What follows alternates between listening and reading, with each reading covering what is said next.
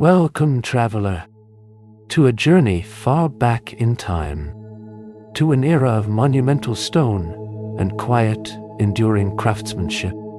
Close your eyes, take a deep, slow breath in, and as you exhale, leave the rushing modern world far behind you. Tonight, we will walk the quiet, bustling courtyards of a great medieval fortress, not as warriors, but as observers of steady, methodical life.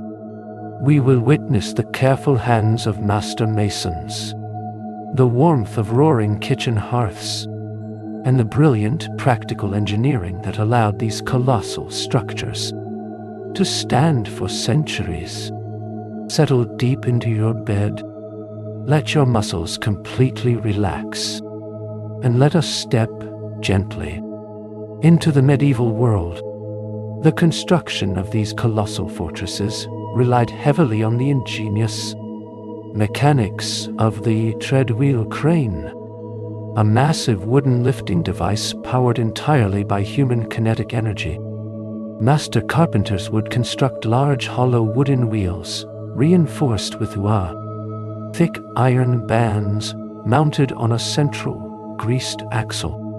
Inside these enormous wheels, laborers would walk steadily forward, much like a modern treadmill, transferring their continuous, rhythmic weight into rotational force. This slow, methodical rotation would wind a thick hemp rope around a wooden mill, windlass, generating immense mechanical advantage.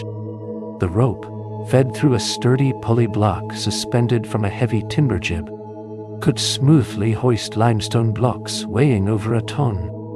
The crane was strategically assembled on the highest completed floor of the inner tower and carefully disassembled and moved upward as the walls grew taller. This patient, continuous cycle of walking and lifting allowed stone masons to raise staggering amounts of material with remarkable precision, slowly assembling the impenetrable walls, layer by heavy layer, against the endless sky. Once the massive stones reached the upper scaffolds, master masons utilized a specialized slow-curing mortar to bind the heavy ashlar blocks into a solid, unyielding surface. This mortar was not like modern concrete, but rather a carefully proportioned mixture of burnt limestone, sharp river sand, and fresh water.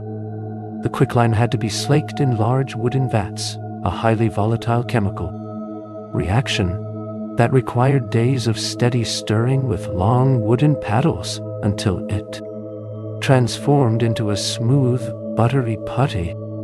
Masons would then vigorously blend this slaked lime with aggregate, using specialized iron trowels to spread a thick, even bed across the lower stone. The next block, precision cut with a broad iron chisel and an applewood mallet, was gently lowered onto this soft mortar bed.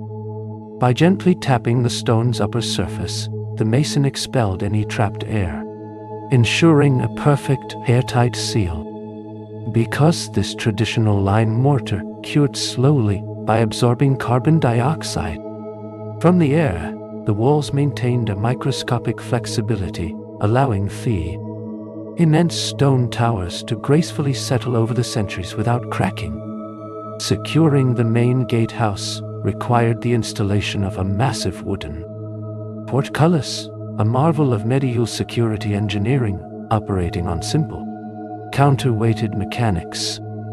This heavy grid was constructed from solid oak timbers, joined using deep mortise and tenon joints, and securely pinned with wooden dowels to prevent the framework from shifting.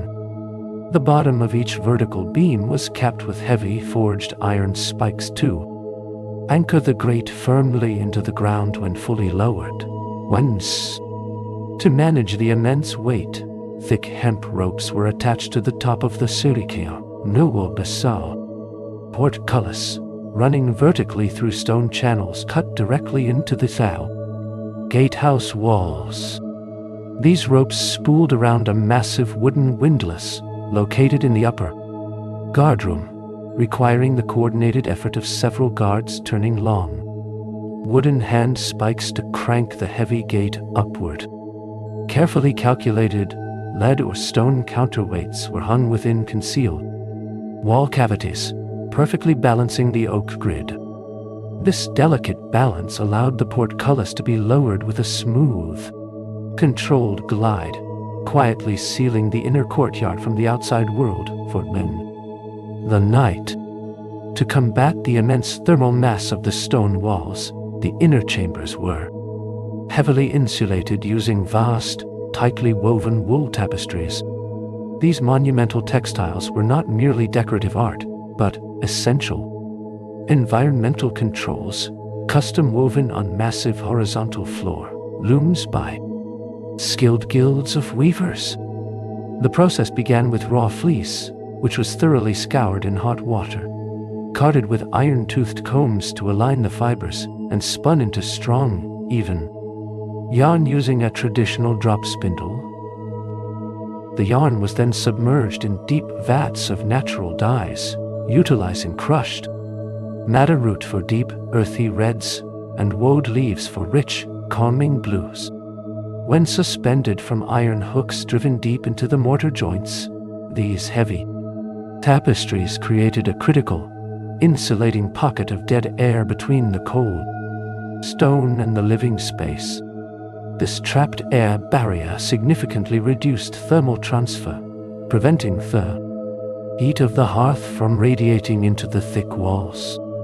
The thick wool naturally absorbed acoustic reverberations, transforming a vast, echoing stone chamber into a warm, deeply muffled, and incredibly cozy sanctuary. Deep within the domestic wing, the castle kitchens operated around colossal stone hearths, meticulously designed for continuous large-scale baking. These hearths were built with deep, arched brick ovens extending backward into the chimney breast, specifically engineered to trap and radiate thermal energy. The daily baking process began well before dawn, as the master baker piled dry, seasoned hardwood inside the brick dome and ignited a roaring fire. This fire was allowed to burn fiercely for hours until the wood was completely reduced to white-hot embers, thoroughly saturating the dense refractory bricks. With intense heat, using a long-handled iron rake, the baker would smoothly scrape the glowing coals out of the oven, leaving a perfectly clean, highly heated stone floor. Large, heavy loaves of coarse rye and fine wheat dough, having proved slowly entail the warm, humid kitchen air, were carefully slid onto the hot stones using a flat wooden peel. The heavy iron door was then sealed shut, allowing the trapped, radiant heat of hot the bricks to slowly and perfectly bake the bread to a thick, golden crust. Navigating the vertical heights of the castle towers required climbing tightly wound spiral staircases, structurally designed with profound ergonomic and defensive purpose. Constructed around a central, load-bearing pillar called a newel, each step was a single, wedge-shaped block of solid stone. The narrow end of the wedge formed a section of the central column, while the wide end was securely embedded deep into the outer curving wall. This interlocking geometry created a continuously self-supporting arch, allowing the staircase to spiral upward for dozens of feet without requiring any underlying wooden framework. Masons carefully shaped the upper surface of each step with a slight, deliberate downward slope, ensuring any tracked-in rainwater would naturally drain outward, rather than pooling in the center. Ascending these stairs required a methodical, rhythmic pace, with the outer hand brushing against the smoothly plastered curve of the stone wall. The spiraling design inherently restricted the line of sight and limited movement to a single file, creating a quiet, private, and highly controlled pathway linking the bustling lower halls to the quiet upper chambers. Nestled within the secure sunlit corners of the inner bailey lay the castle. Gardens, meticulously cultivated spaces dedicated to culinary herbs, medicine, and quiet reflection. These gardens were carefully enclosed by woven wattle fences, constructed by driving stout hazel or willow stakes into the earth and continuously weaving pliable green branches horizontally between them. This tight, breathable barrier protected delicate seedlings from stray animals, while allowing soft breezes to circulate.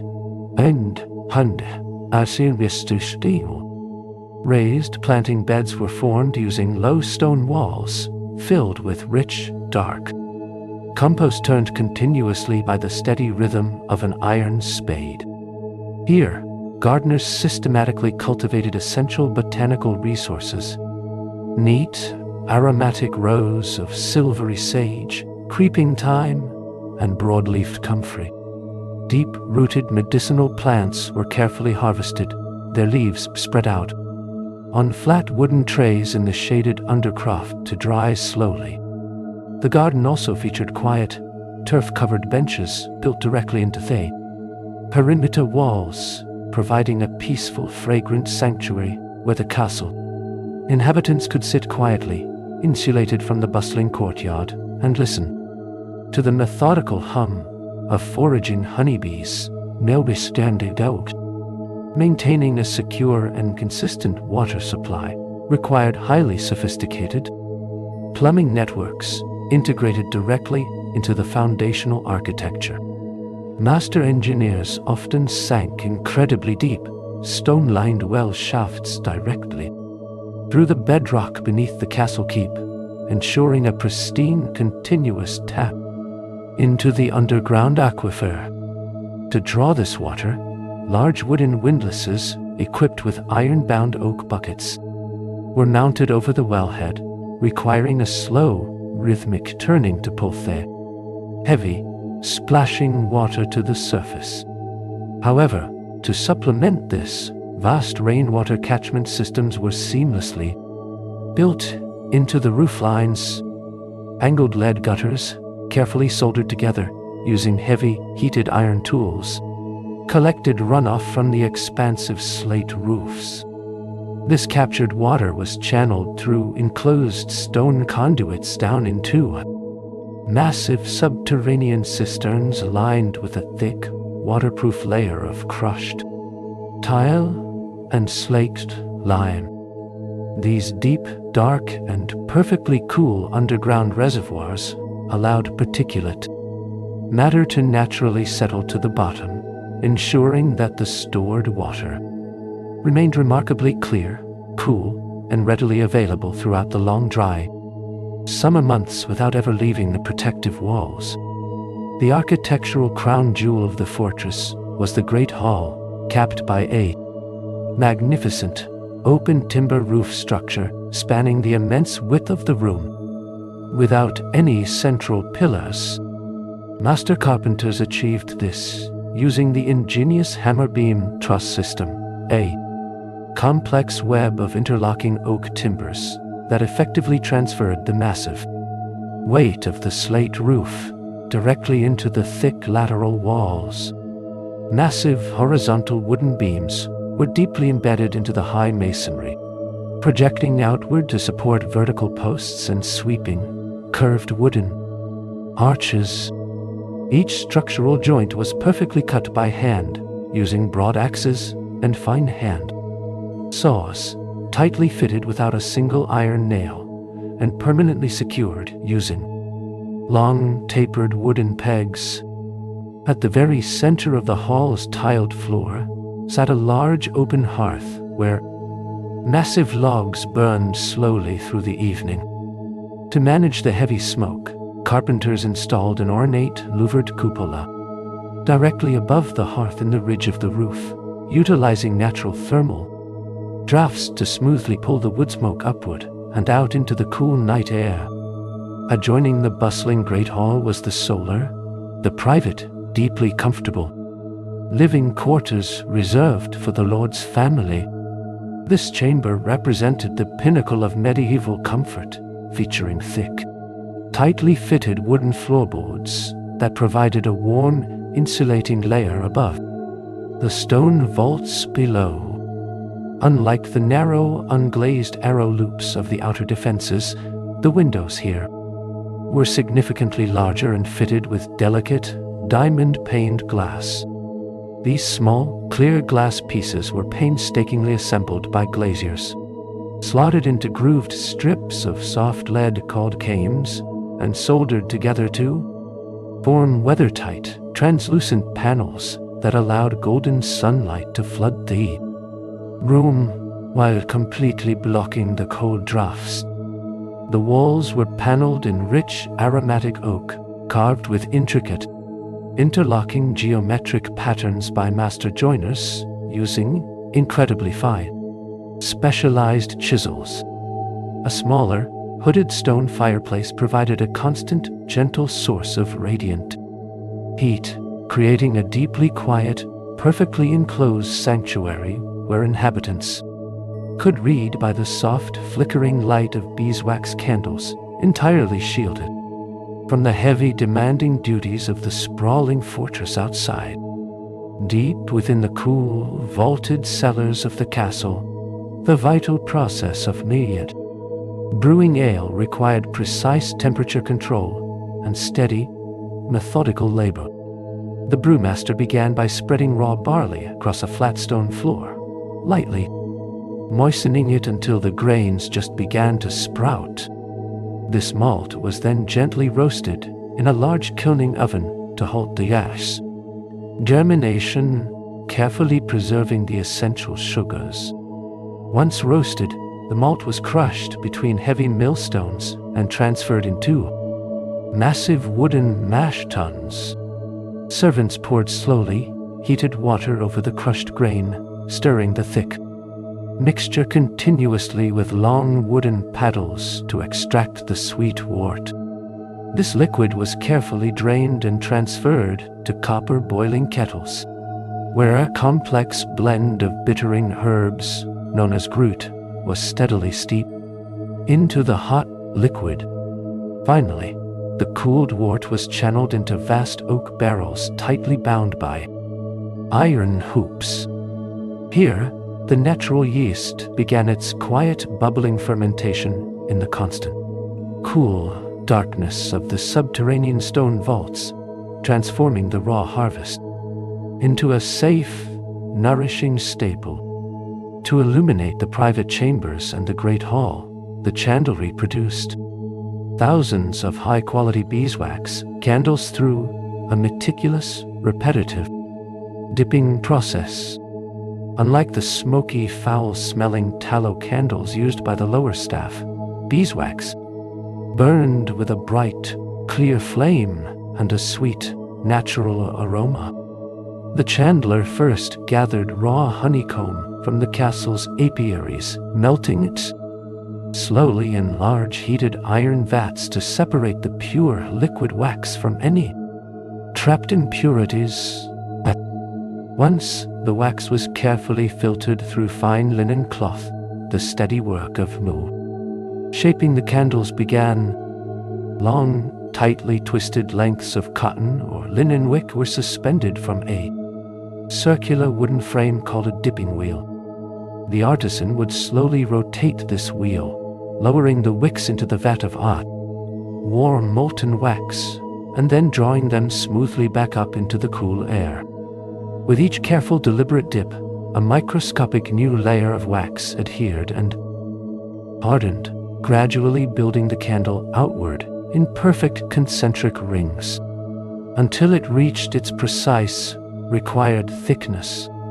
In the bustling outer ward, the castle forge operated as a vital center of precision metallurgy, continuously producing the essential iron hardware required for endless construction. The master blacksmith utilized a raised stone hearth, where an apprentice maintained a blindingly hot charcoal fire, using massive leather bellows to pump a continuous stream of oxygen into the glowing embers. To forge a simple structural nail, the smith would heat a long, thin rod of wrought iron until it radiated a bright, pliable yellow-orange hue. Moving with rhythmic, practiced efficiency, he would lay the glowing tip across the flat face of the anvil, striking it rapidly with a heavy hand hammer to draw the metal into a sharp, tapering point. He then quickly inserted the rod into a specialized tool called a heading plate, snapping off the desired length with a sharp twist. A final series of heavy, focused blows flattened the top into a wide, sturdy head before the finished, cooling nail was tossed into a waiting wooden bucket of oil with a sharp, satisfying hiss. The creation of the permanent, durable records housed within the castle's library relied entirely on the highly specialized craft of the parchment maker. This incredibly slow, methodical process transformed raw animal hides into a perfectly smooth, pristine writing surface. The hides were first completely submerged in large wooden vats filled with a caustic solution of water and slaked lime, soaking for several weeks, to naturally loosen the hair and fats. Once sufficiently treated, the heavy wet skins were stretched incredibly taut across a large circular wooden frame using a system of adjustable tension pegs. The artisan then utilized a specialized crescent-shaped blade known as a lunellum to meticulously scrape both sides of the suspended skin. This scraping required a delicate, deeply focused touch, removing every microscopic imperfection without ever piercing the tightly stretched surface.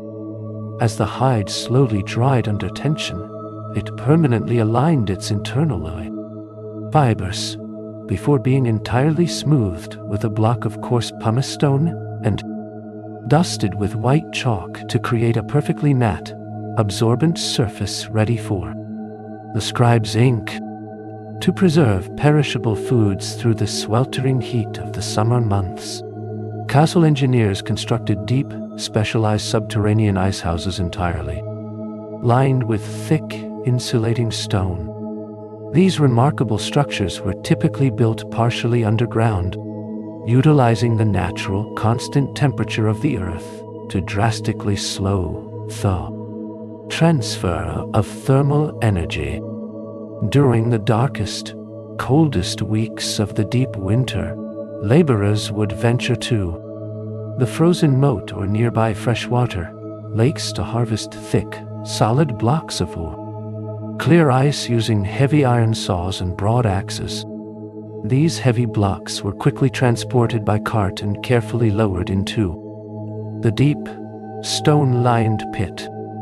The ice was packed incredibly tightly, with any remaining gaps filled completely with crushed snow to minimize airflow. Finally, thick layers of dry straw and heavy wool blankets were packed over the top of the ice mass to serve as a deeply effective thermal barrier. The meltwater naturally drained away through a specialized lead pipe in the floor, allowing the compressed, insulated core of ice to survive entirely intact. Well into the late autumn, constructing the expansive inner buildings and the heavy roof structures required master carpenters to utilize complex, interlocking timber frames, meticulously assembled without a single iron nail. This profound feat of structural engineering relied entirely on the incredible strength of the mortise and tenon joint. Working with massive, freshly felled oak logs, a carpenter would first use a large chalk line to mark the precise straight edges before carefully squaring the timber using a heavy, razor-sharp broadaxe. To join two massive beams, the craftsman would use an iron auger and a heavy mallet with a steel chisel to carve a deep, perfectly rectangular cavity, known as a mortise, into the primary beam. The connecting timber was then carefully sawed and shaved down to create a protruding tenon, perfectly measured to slide tightly into the corresponding hole. Once the heavy timbers were hammered together, the carpenter bored a continuous hole straight through the joint and drove in a tapered, dry wooden peg tightly and permanently locking the massive oak beams together as the wood naturally shrank and hardened. Within the heavily fortified inner keep, the Lord's Exchequer often operated a private mint, transforming raw silver into perfectly weighted uniform currency. Through a deeply methodical process, the master moneyer began by melting raw silver bullion in a small, intensely hot charcoal furnace, carefully skimming off any floating dross or impurities to ensure a high, pure alloy. This molten silver was poured slowly into long, narrow sand molds to cast thin, solid metal strips. Once cooled, these strips were repeatedly struck with a heavy, flattening hammer upon an anvil to achieve an exact, uniform thickness. Using a specialized set of heavy steel shears, the moneyer would methodically cut the strip into small, perfectly square blanks before meticulously trimming the corners to create rough, circular discs. Each individual blank was then placed directly onto an engraved stationary bottom die.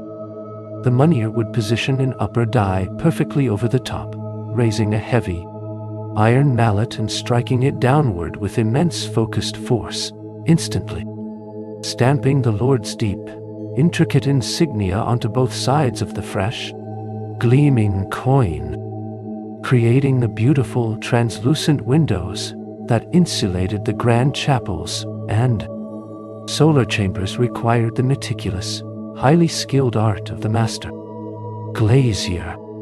This process began by carefully mixing refined river sand with potash, heating it inside a massive clay crucible until it transformed into a glowing, molten liquid.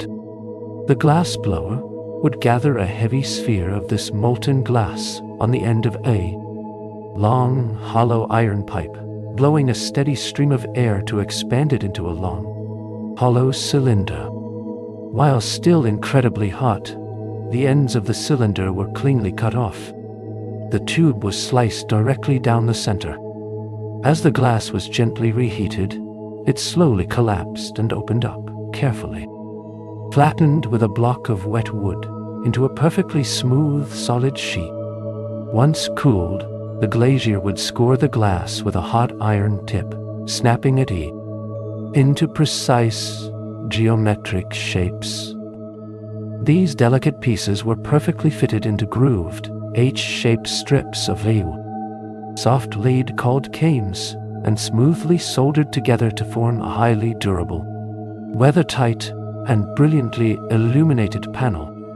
Managing the health of the castle inhabitants fell to the skilled apothecary, who worked within a quiet, heavily fragrant chamber dedicated to the meticulous compounding of botanical remedies. The foundation of this craft relied on the careful processing of dried herbs, harvested from the inner garden and hung in large, rustling bundles from the heavy oak rafters. To create a potent medicinal salve, the apothecary would first select specific dried leaves, such as broad-leafed plantain or yarrow, placing them into heavy, polished brass mortar. Using a smooth stone pestle, the herbs were ground with a slow, heavy, circular motion, completely pulverizing the tough plant fibers until they were reduced to a fine, highly aromatic powder. This concentrated powder was then gently folded into a base of warm, melted beeswax and rich almond oil, stirring the mixture continuously over a small, controlled charcoal brazier. As the golden liquid slowly cooled and thickened in small earthenware jars, formed a deeply soothing protective ointment, ready to be applied directly to the cuts and calluses of the working stonemasons. To feed the massive population within the walls, the castle required the constant, heavy production of flour, achieved through the immense mechanical power of the milling stones.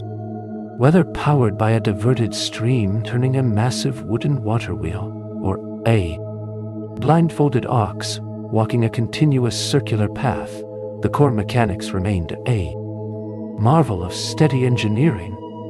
The immense kinetic energy was transferred through a series of interlocking, greased wooden gears directly to a vertical iron spindle. This spindle supported the upper rotating millstone, known as the runner stone, which was perfectly balanced just millimeters above the stationary, heavily grooved bedstone. Sacks of raw, dried wheat were slowly poured into a large wooden hopper, suspended directly above the stones. A small, agitating mechanism tapped against the hopper, ensuring a steady, perfectly metered trickle of grain dropped into the center hole of the spinning runner stone. The heavy, continuous rotation naturally ground the hard wheat kernels into a fine, soft flour, sweeping it outward through the carved grooves and safely into a wooden collecting bin below. Securing the main approach across the deep moat required the installation of a massive counterweighted drawbridge operating on a brilliantly balanced bascule mechanism. Master carpenters constructed the heavy wooden deck from thick, interlocking oak planks, pivoting smoothly on a massive, greased iron axle embedded deeply into the stone gatehouse. To effortlessly lift this immense weight, long wooden beams called gaffs extended backward from the pivot point, reaching deep into a specially designed chamber within the thick walls. Massive stone counterweights were permanently attached to the far ends of these internal beams. When the guards slowly released the heavy iron locking pins, gravity naturally pulled the counterweights downward, smoothly and quietly, levering the heavy wooden bridge upward until it slotted perfectly flush against the stone archway.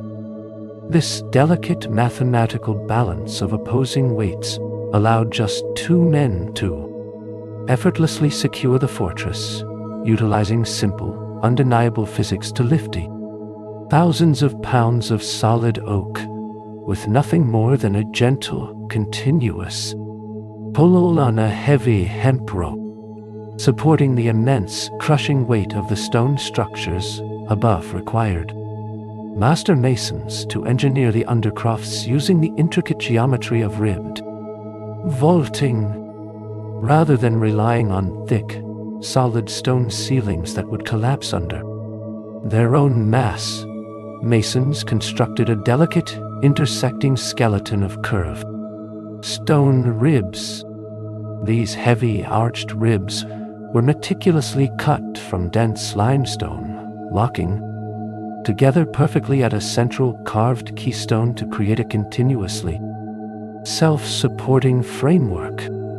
Once this solid stone skeleton was securely in place, the triangular spaces between the ribs were carefully filled with a much lighter, porous stone, significantly reducing the overall structural load. The precise, sweeping curvature of the ribs naturally directed all the heavy, kinetic energy downward, channeling the immense pressure away from the center of the ceiling and directly into the massive, load-bearing pillars. This brilliant manipulation of weight and gravity allowed engineers to build incredibly wide, open subterranean chambers, creating vast, cool storage networks that remained perfectly stable under thousands of tons of vertical pressure.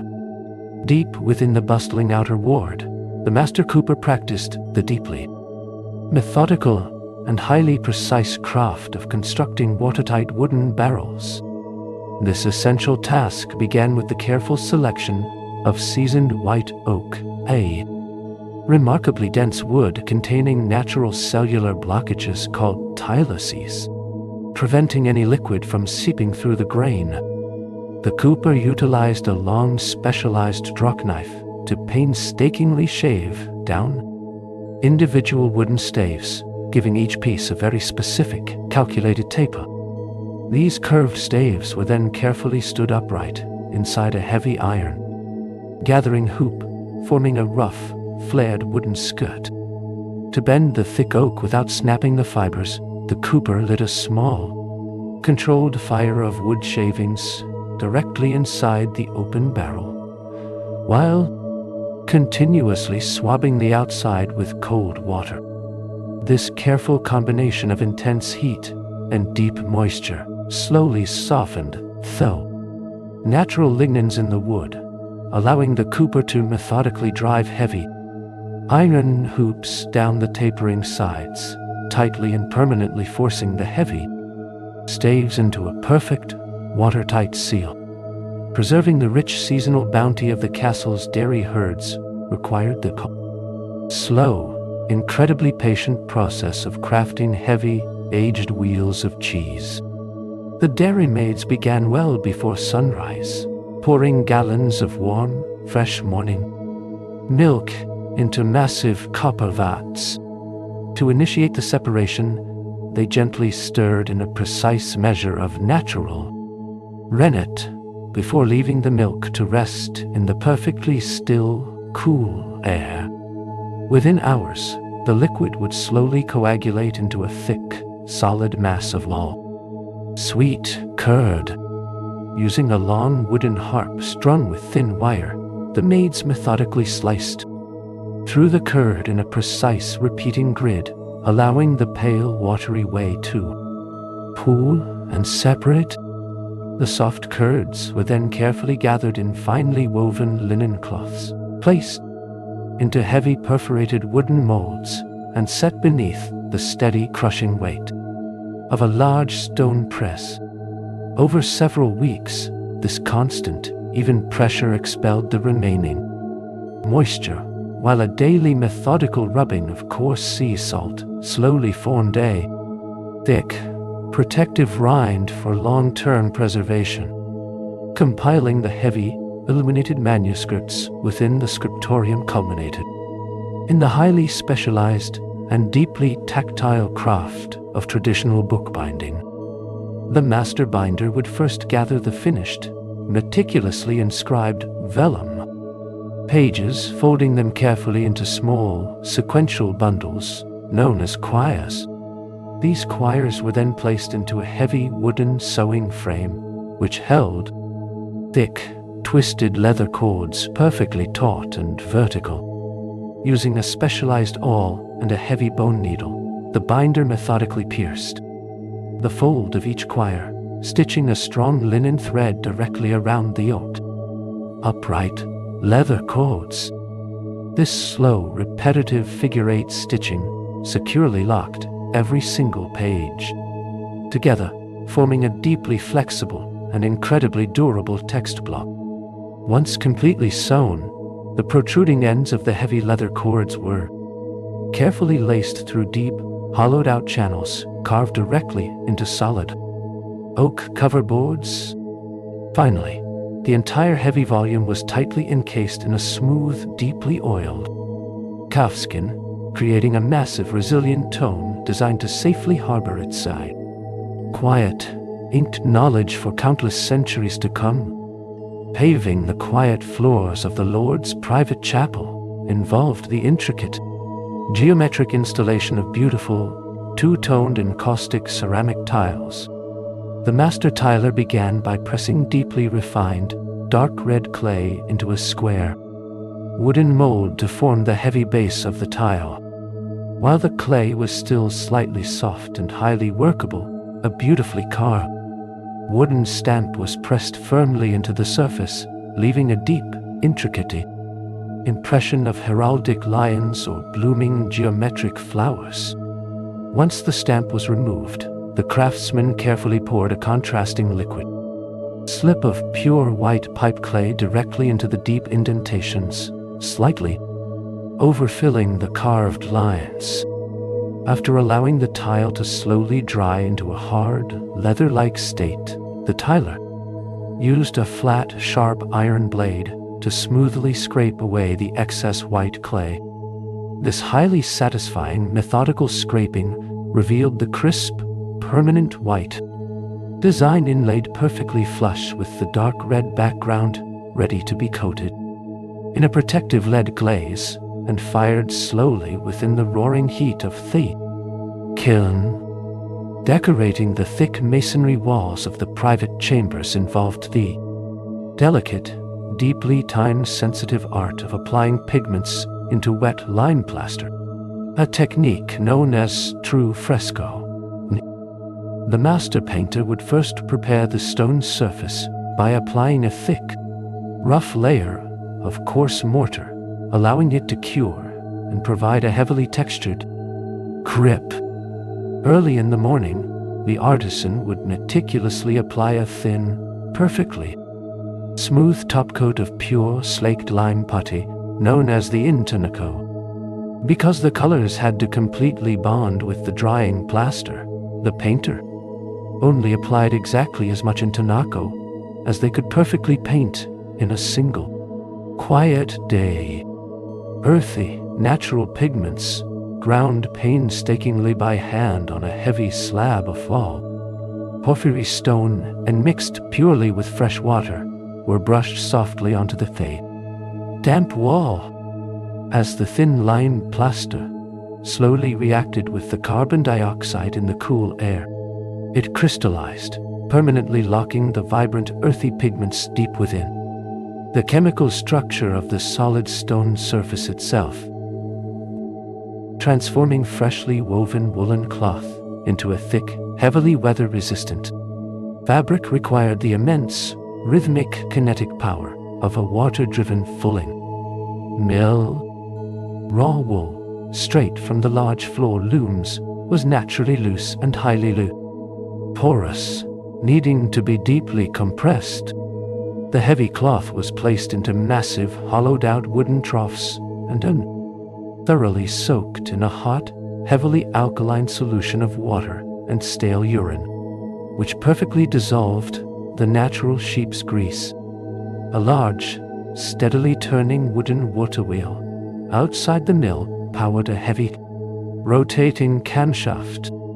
As this massive axle turned, heavy wooden pegs lifted massive, solid oak hammers before allowing them to drop heavily back down directly onto the soaking fabric.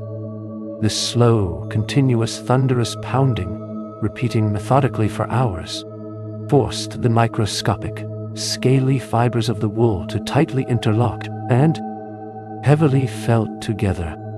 This ingenious application of mechanical water power slowly shrunk the loose weave, producing a dense, incredibly warm, and highly windproof textile, essential for surviving the deep, biting chill of the long winter months. Providing the massive quantities of durable straps, saddles, and thick belts required the deeply aromatic and incredibly slow chemical process of the tannery. The master tanner began by soaking raw, heavy cowhides in deep stone vats filled with a highly caustic solution of slaked lime, methodically scraping away the loosened hair using a curved two-handled iron fleshing knife. To prevent the natural decay of the skin, the heavy cleaned hides were transferred into a series of deep, sunken wooden pits. These large pits were filled with a deeply astringent, tea-like solution made by boiling massive quantities of stripped, crushed oak bark. Over a period of nearly 12 long months, the hides were systematically moved from weaker to increasingly stronger tanning liquors. The complex natural tannins within the oak bark slowly permeated the heavy skin, chemically bonding with the collagen proteins to completely halt Decomposition. This incredibly patient, silent process beautifully transformed soft, perishable animal hides into a thick, deeply resilient, and perfectly preserved leather, ready for the saddler's heavy needle. High within the central keep, early mechanical clocks kept a steady, tireless rhythm, governed by the brilliant, repetitive mechanics of the verge and foliate. Escapement. Unlike ancient water clocks, these heavy, forged iron machines were powered entirely by the steady downward pull of massive stone weights suspended on long, thick ropes. As gravity pulled the heavy stone, it slowly rotated a large, toothed mainspring barrel to prevent the weight from simply crashing to the floor. The rotational energy was caught by the escapement. A vertical iron rod, known as the verge, was fitted with two small angled metal plates called pallets, which precisely engaged with a deeply jagged, crown-shaped gear. Attached to the top of the verge was a horizontal wooden bar, the foliate, balanced perfectly with small lead weights. As the heavy gear pushed against one pallet, it swung the foliate, which then briefly locked the opposite pallet into the next tooth. This slow, mesmerizing tick-tock oscillation mathematically divided the immense energy of the falling weight into perfect, even moments of time, producing the intricate, interlocking defensive mesh known as chainmail required. The deeply repetitive, highly precise craftsmanship of the master armorer. The process began by forcefully pulling a heated iron rod through successively smaller holes in a heavy steel draw plate, slowly extruding it into a long, continuous wire of exact thickness. This strong iron wire was then tightly wrapped around a solid cylindrical mandrel, forming a dense, continuous metallic coil.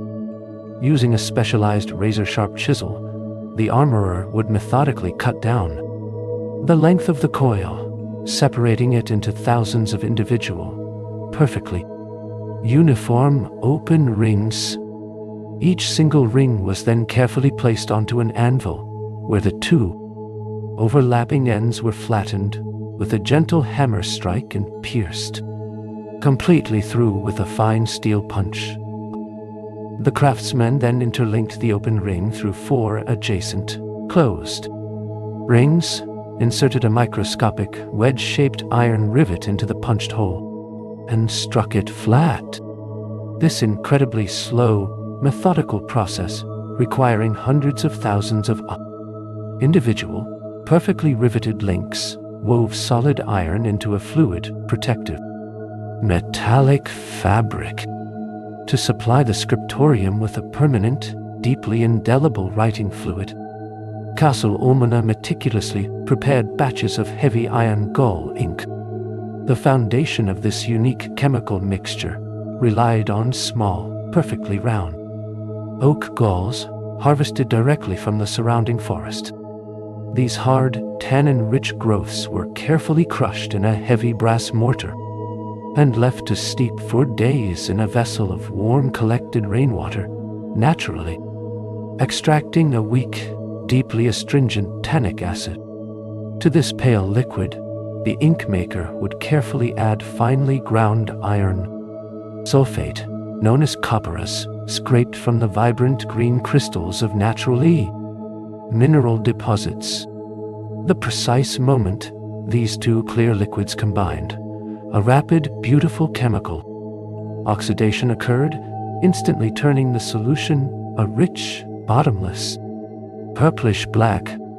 Finally, tiers of golden gum arabic, harvested from acacia trees, were slowly dissolved into the mixture, naturally thickening the heavy ink to perfectly bind the dark pigment to the stretched vellum, ensuring the castle's written records would endure the slow, grinding passage of centuries. Deep inside the roasting kitchens, managing the massive, heavy cuts of meat required an ingenious, continuous application of mechanical rotational force. Rather than relying solely on exhausting manual labor, engineers often install a sophisticated weight-driven spit jack mounted directly to the heavy stone chimney breast. This thick iron mechanism operated on a complex system of interlocking brass gears and heavy, forged pinions, powered entirely by a large lead weight slowly descending down the exterior face of the tower. As gravity pulled the heavy weight, it steadily turned a long horizontal iron spit positioned perfectly before the roaring white-hot embers. This slow, mesmerizing, and perfectly consistent rotation ensured the massive joints of beef and venison roasted evenly, preventing the rich, rendering fatsa from simply dropping into the ash.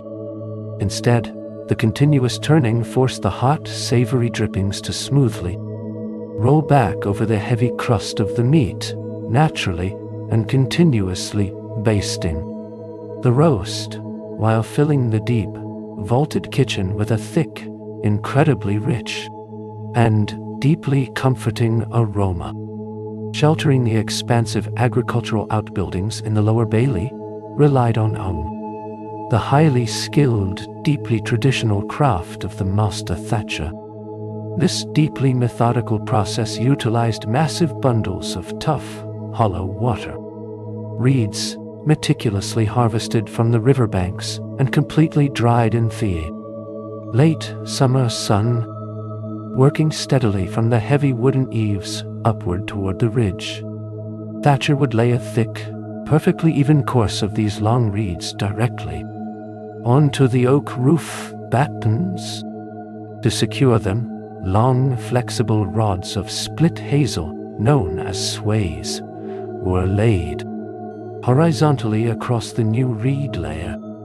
The craftsman then used a long iron needle to stitch heavy, tarred hemp twine completely through the thick thatch, tightly tying the hazel sway directly to the heavy structural timbers below. Using a flat, heavy wooden tool called a legget, the thatcher would rhythmically beat the exposed ends of the reeds upward, forcing them perfectly flush and tight, creating a dense, highly insulated, and completely waterproof barrier against the heavy winter rains. Maintaining basic hygiene and cleaning the heavy woolen garments required the castle laundry to constantly produce large batches of highly caustic, utilitarian soap. This deeply chemical process began with the collection of massive quantities of mass, pure white hardwood ash, scooped meticulously from the deep kitchen hearths. This fine ash was carefully packed into large wooden barrels equipped with wide, small drainage holes at the absolute bottom. Servants would slowly, continuously pour warm rainwater over the packed ash, allowing it to seep gently through the deep layers, naturally leaching out a highly alkaline, completely clear liquid known as potash lye. This potent, slippery solution was carefully transferred into a massive, heavy, iron cauldron suspended directly over a steady roaring fire. The soap maker would then methodically stir in large heavy blocks of rendered animal tallow, boiling the thick churning mixture continuously for many hours. As the intense heat drove a deep chemical saponification, the liquid slowly thickened into a heavy golden paste, eventually cooling in long wooden molds into hard, deeply effective blocks of pure soap. Equipping the castle garrison required the constant, meticulous production of arrows, a highly specialized task performed entirely by the master fletcher. The craftsman began with long, perfectly straight-grained shafts of light ash or birchwood, carefully shaving them down with a small, razor-sharp block plane until they achieved a perfectly uniform, aerodynamic thickness. At one end, a master blacksmith would forge a heavy, narrow iron bodkin point, specifically designed to forcefully pierce heavy chainmail. This heavy iron point was carefully heated and tightly fitted over the slightly tapered wooden shaft, completely securing it in place.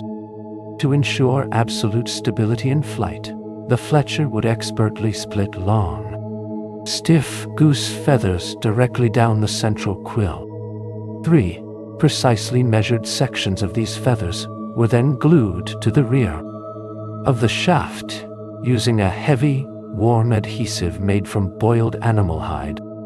Finally, the craftsman would tightly bind the edges of the feathers using incredibly fine, green silk thread, winding it rhythmically and tightly to ensure the fletching survived the violent acceleration of the bowstring, producing the fine breathable linen used for the lord's undergarments and soft bed sheets involved the incredibly slow, methodical processing of raw flax fibers.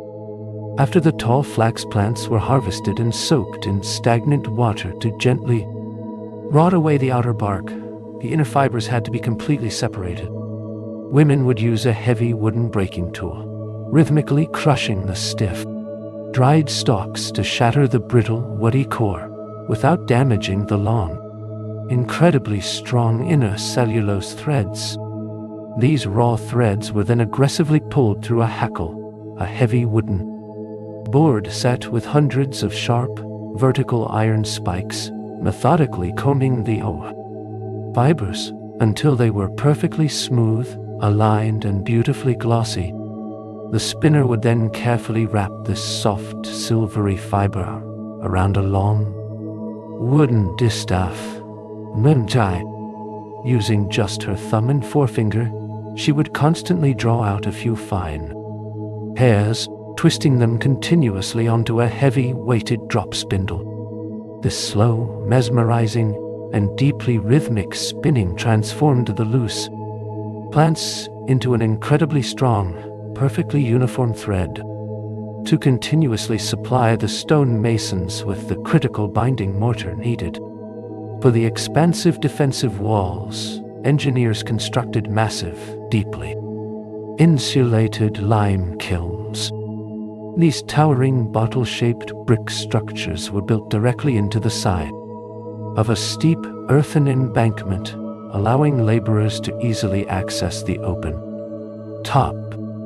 The highly precise, dangerous process began by carefully stacking massive blocks of raw white chalk or dense limestone in a precise interlocking arch over the deep firebox at the bottom. Laborers would then completely fill the remaining space with alternating, heavy layers of raw stone and dark, dense charcoal. Once fully loaded, a small fire was ignited at the very bottom, slowly building into an intense, roaring inferno that was maintained continuously for nearly 4 long days and nights. The immense trapped thermal energy reached incredible temperatures, deeply calcining the heavy rock and chemically driving off the carbon dioxide. Once completely cooled, the heavy, solid stones had miraculously transformed into light, highly reactive lumps of pure quicklime, ready to be slaked with water for the masons.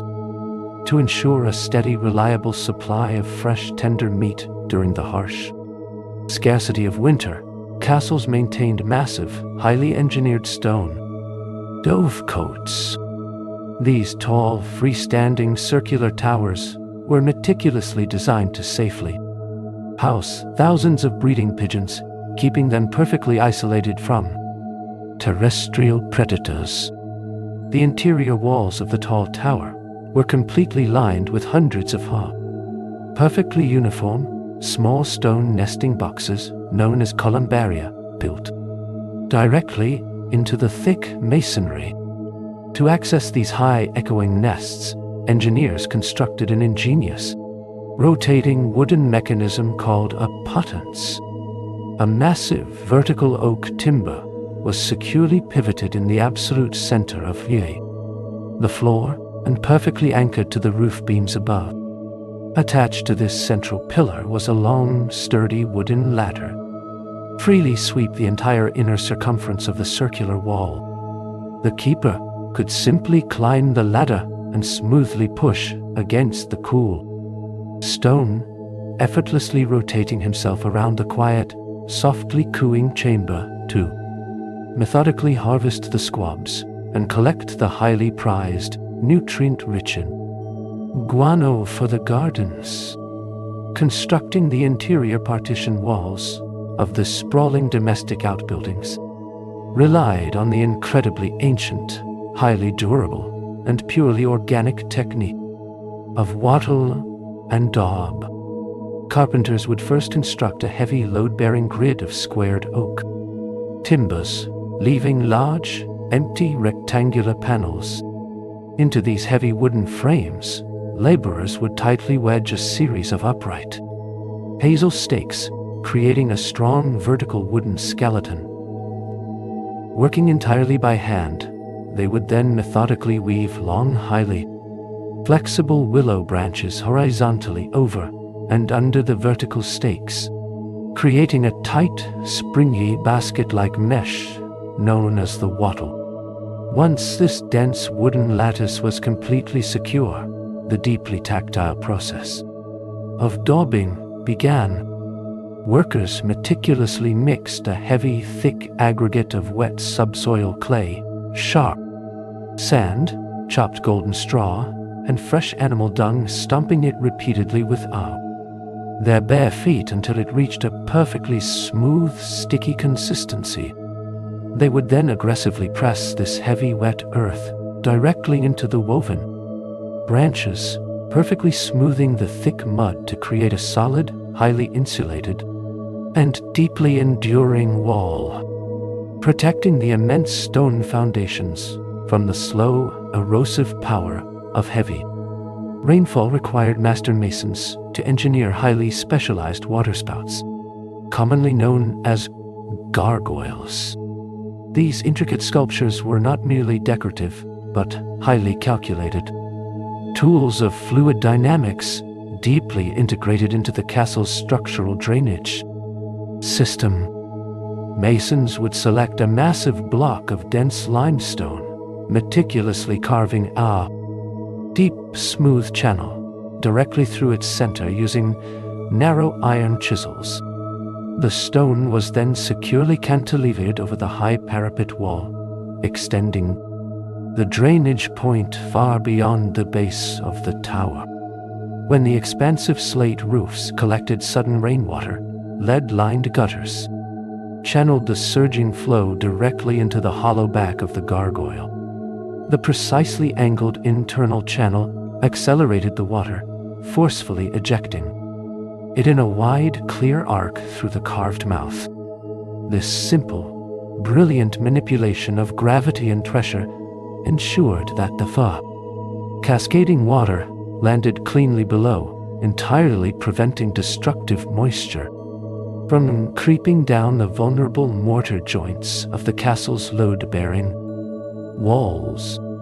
Operating the heavy portcullis and massive treadwheel cranes required hundreds of feet of thick, unyielding rope, manufactured entirely by hand in a specialized, elongated building known as a ropewalk. The process began with bundles of raw, dried hemp fibers, methodically pulled through a heavy wooden comb called a hackle to align the coarse strands. A master rope maker would wrap this combed hemp around his waist, attaching the initial fibers to a spinning iron hook mounted on a stationary wooden wheel. As an apprentice steadily turned the heavy wheel, the rope maker walked backward down the long dirt corridor.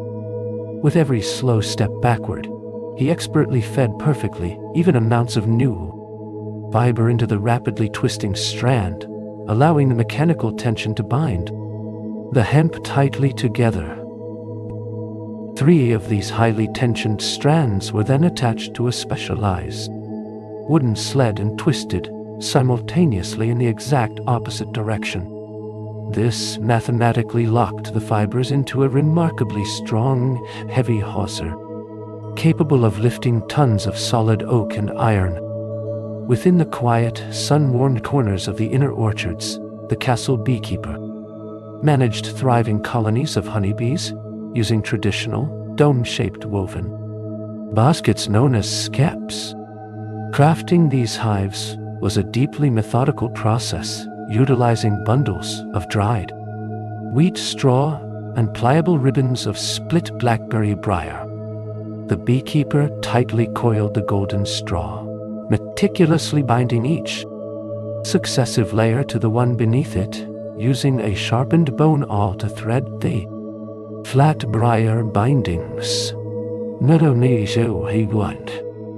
This created a highly insulated, breathable dome that perfectly regulated the internal temperature of the colony throughout the changing seasons. To harvest the precious honeycomb, the beekeeper utilized a long-spouted copper smoker, burning tightly rolled lengths of dry burlap and rotten applewood. Gently pumping the leather bellows, he directed a cool, dense, and deeply aromatic white smoke into the bottom of the woven skep. This methodical application of cool smoke naturally masked the bees' alarm pheromones, inducing a calm, docile state that allowed the bare-handed keeper to safely extract the heavy, dripping wax, preserving the massive autumn harvests of river salmon and salted pork required. The slow, deep chemistry of the castle smokehouse, a small stone building specifically designed to control combustion. Inside the lightless chamber, thick cuts of brined meat were securely hung from a high grid of oak poles, using heavy iron hooks. On the dirt floor below, the master curer built a small, tightly controlled, smoldering fire using dense, green hardwoods like hickory, oak, or sweet applewood. The crucial engineering of this building relied on completely starving the fire of oxygen, forcing the damp wood to slowly smolder and release thick, billowing clouds of heavy smoke rather than a hot flame. Small, adjustable wooden vents near the roofline were carefully calibrated to trap the dense smoke inside the room for days. The complex phenolic compounds within the wood smoke slowly penetrated deep into the cellular structure of the hanging meat. This chemically drew out moisture, while simultaneously forming a highly acidic, antimicrobial outer barrier that perfectly preserved the food for the coming winter. To insulate the heavy stone floors of the great hall and absorb the inevitable spills of daily life, servants meticulously prepared deep carpets of home, sweet-smelling organic matter. This process began down by the riverbanks, where laborers used curved iron sickles to harvest massive bundles of tall meadow sweet, water mint, and strong, hollow reeds. These stalks were carried back to the castle and spread out in the courtyard too, thoroughly dry, transforming them into resilient, golden stems.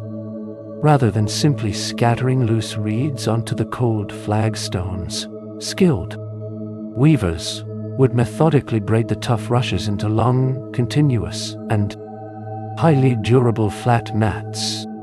These thick, woven runners were tightly laid edge to edge across the entire expanse of the hall, creating a deeply cushioned, insulating layer beneath the heavy oak dining tables.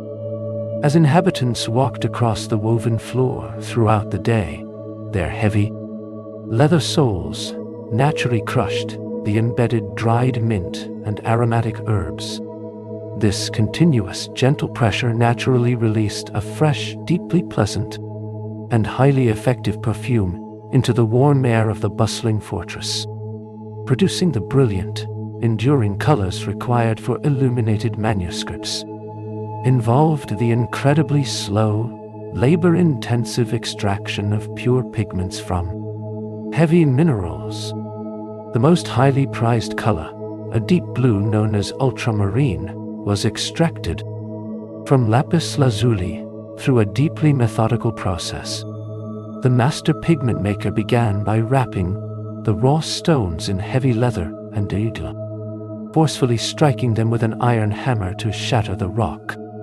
These fragments were placed into a large mortar of solid porphyry stone and ground painstakingly for hours until reduced to a fine gray-blue dust.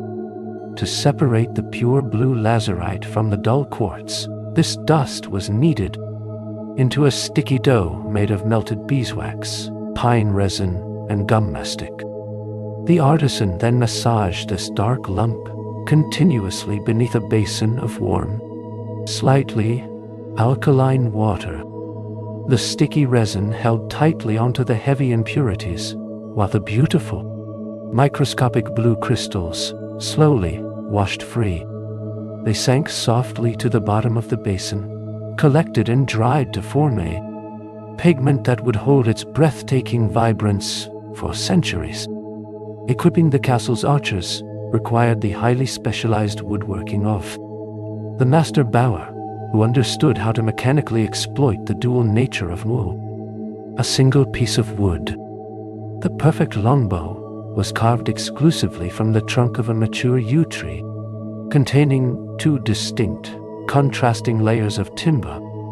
Using a razor-sharp draw knife, the bowyer would slowly shave down a massive wooden stave, carefully exposing the pale, elastic sapwood on the outer curve of the bow. Directly beneath this, he preserved a thick layer of the dark, incredibly dense, and compressive reddish heartwood for the inner curve.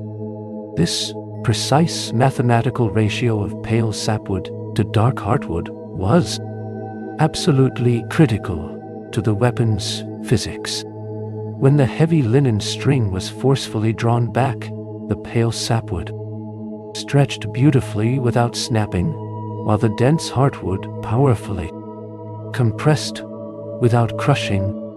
This ingenious natural lamination created a massive storage of potential kinetic energy.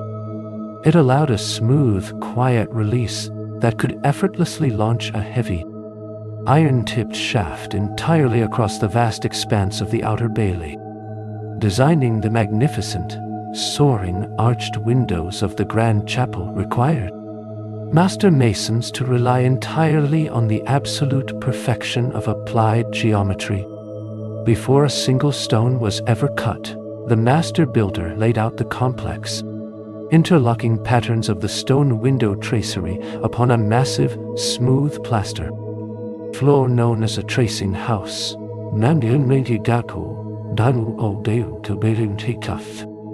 Using nothing more than a heavy iron compass, a straight wooden edge, and a piece of charcoal, the mason constructed a mesmerizing series of perfectly intersecting circles and arcs.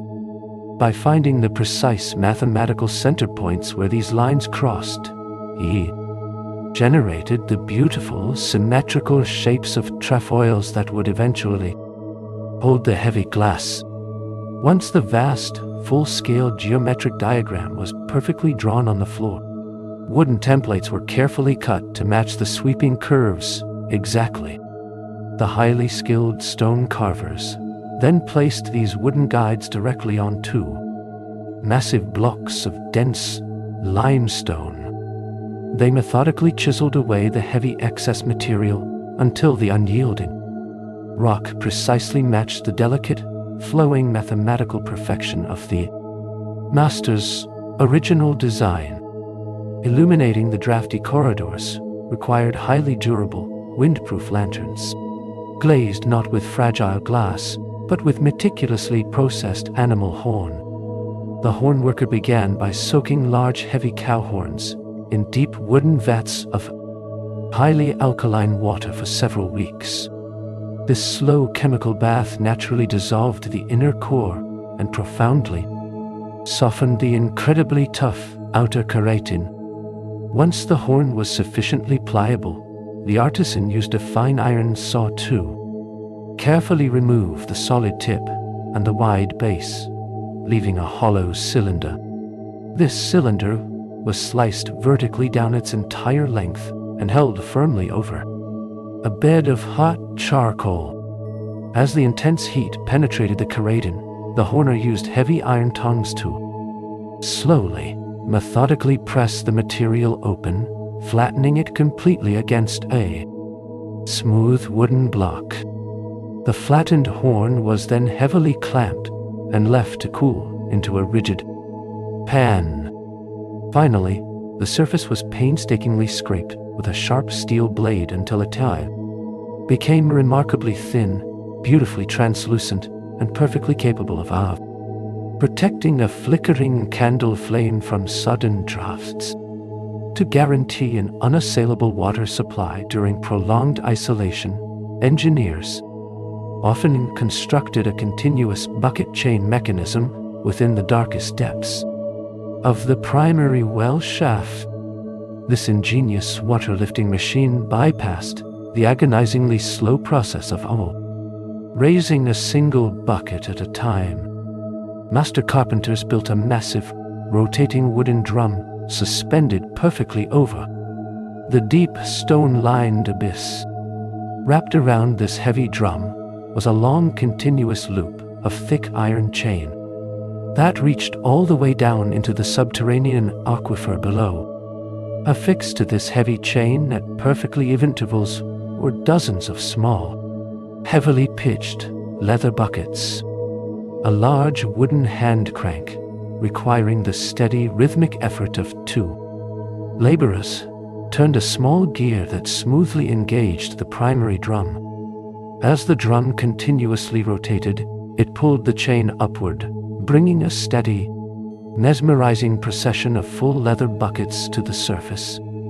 As each bucket crested the top of the drum, it naturally inverted quietly, pouring its cold, pristine payload directly into a wide lead basin before descending back into the absolute darkness below.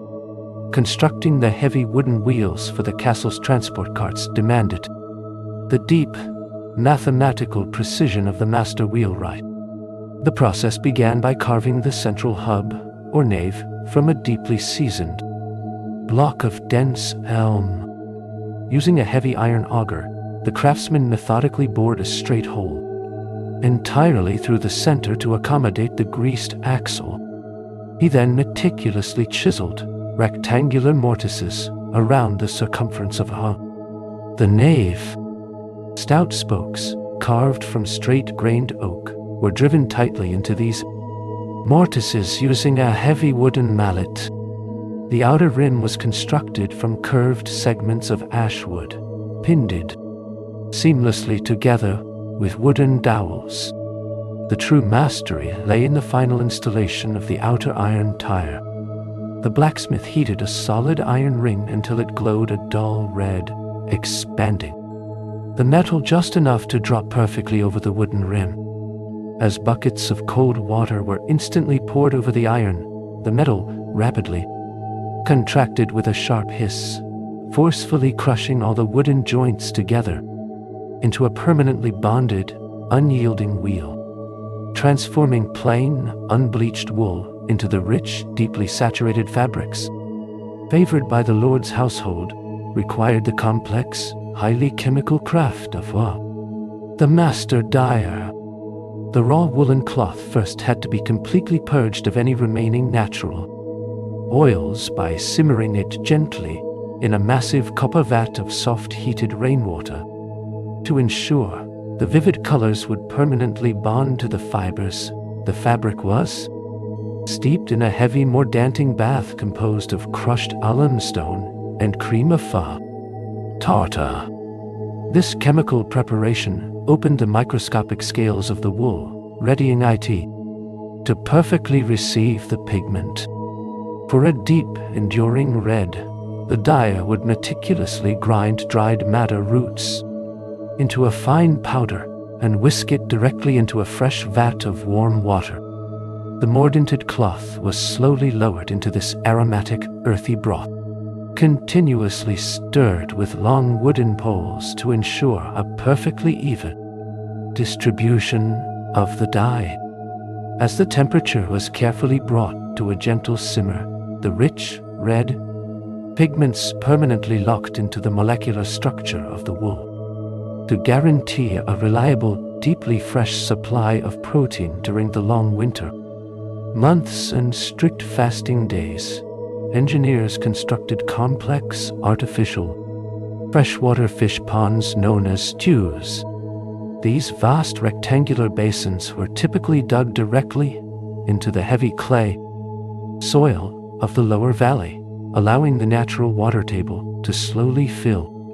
Then, to prevent any seepage, laborers spent days methodically puddling the bottom, repeatedly trampling wet clay with their bare feet until it formed an absolutely impenetrable, watertight seal. A sophisticated network of wooden sluice gates and narrow lead pipes allowed Theo, pond keeper, to precisely control the flow of oxygenated water from a nearby, diverted stream. The ponds were heavily stocked with breeding pairs of silver carp, tench, and fat, bottom-feeding eels.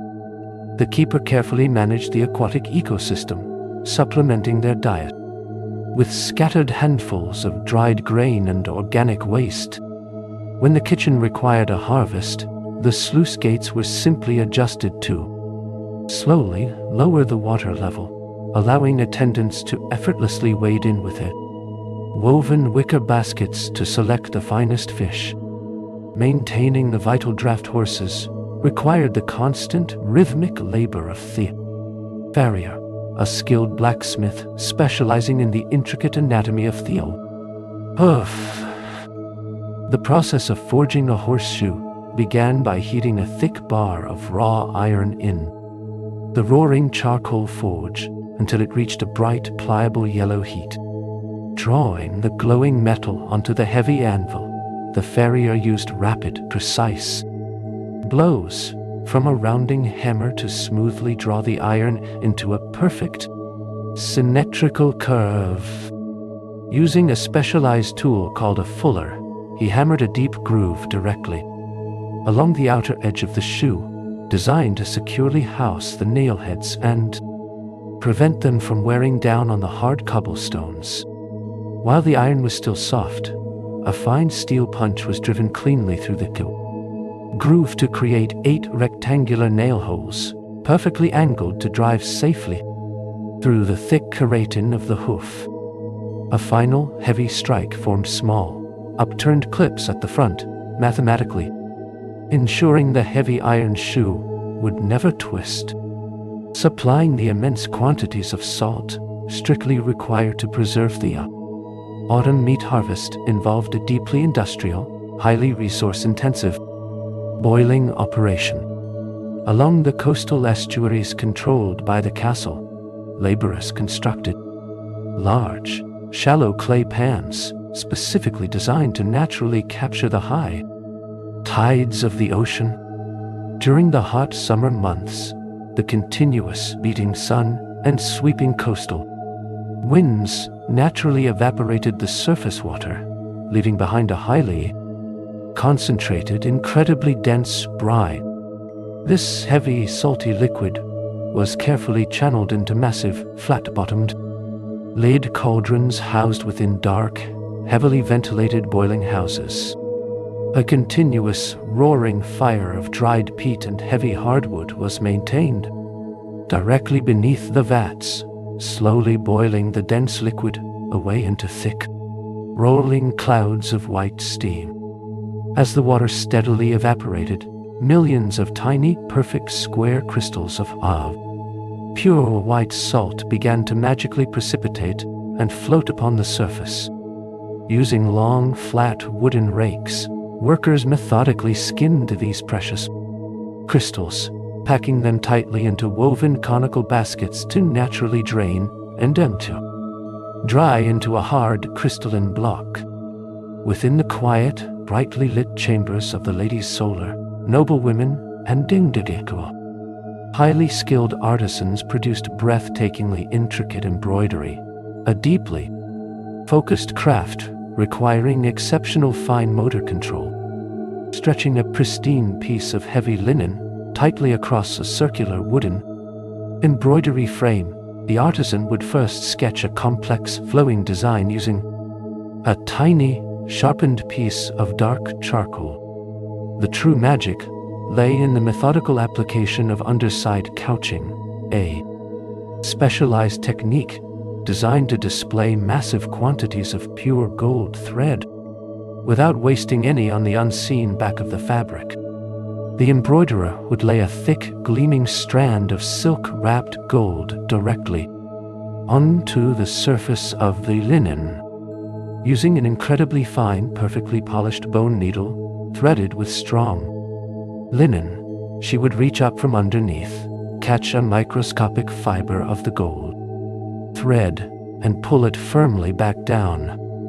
This incredibly slow, repetitive binding process permanently secured the heavy gold to the surface, creating a stiff, brilliantly textured fabric that caught the flickering candlelight and displayed an astonishing, luminous well, shaping the intricate, flowing stone moldings that framed the grand archways.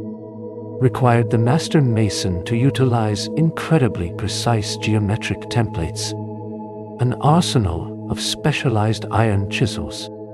The process began in the quiet tracing house, where the mason mathematically drafted the specific profile of the curve onto a thin sheet of flexible zinc or soft wooden board.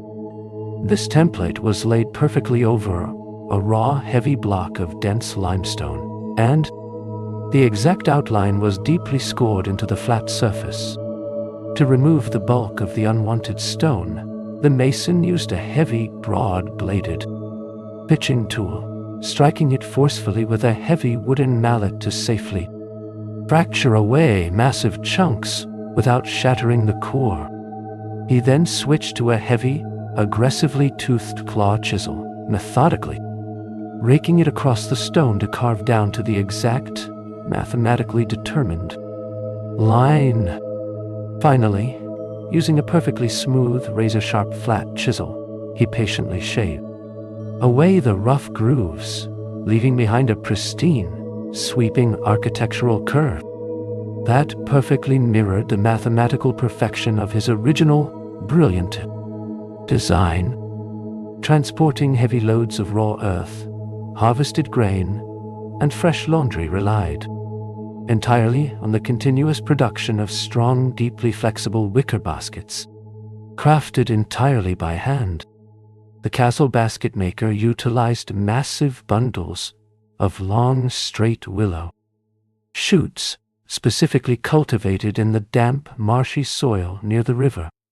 These green shoots, known as withies, were soaked in deep troughs of cold water for several days to maximize their incredible natural flexibility. The weaving process began by carefully splitting several thick withies through the center and threading perpendicular rods directly through them to form a sturdy, rigid cross known as the slath. This formed the absolute foundation of the basket base. The weaver then inserted long, incredibly pliable shoots into the base, then sharply upward to create the vertical ribs. Working with mesmerizing rhythmic speed, the artisan continuously wove thinner, damp willow strands horizontally in and out of the upright ribs. This tight, repetitive tension physically locked the wood together, creating a surprisingly rigid, incredibly lightweight, and deeply durable container out of nothing but woven branches.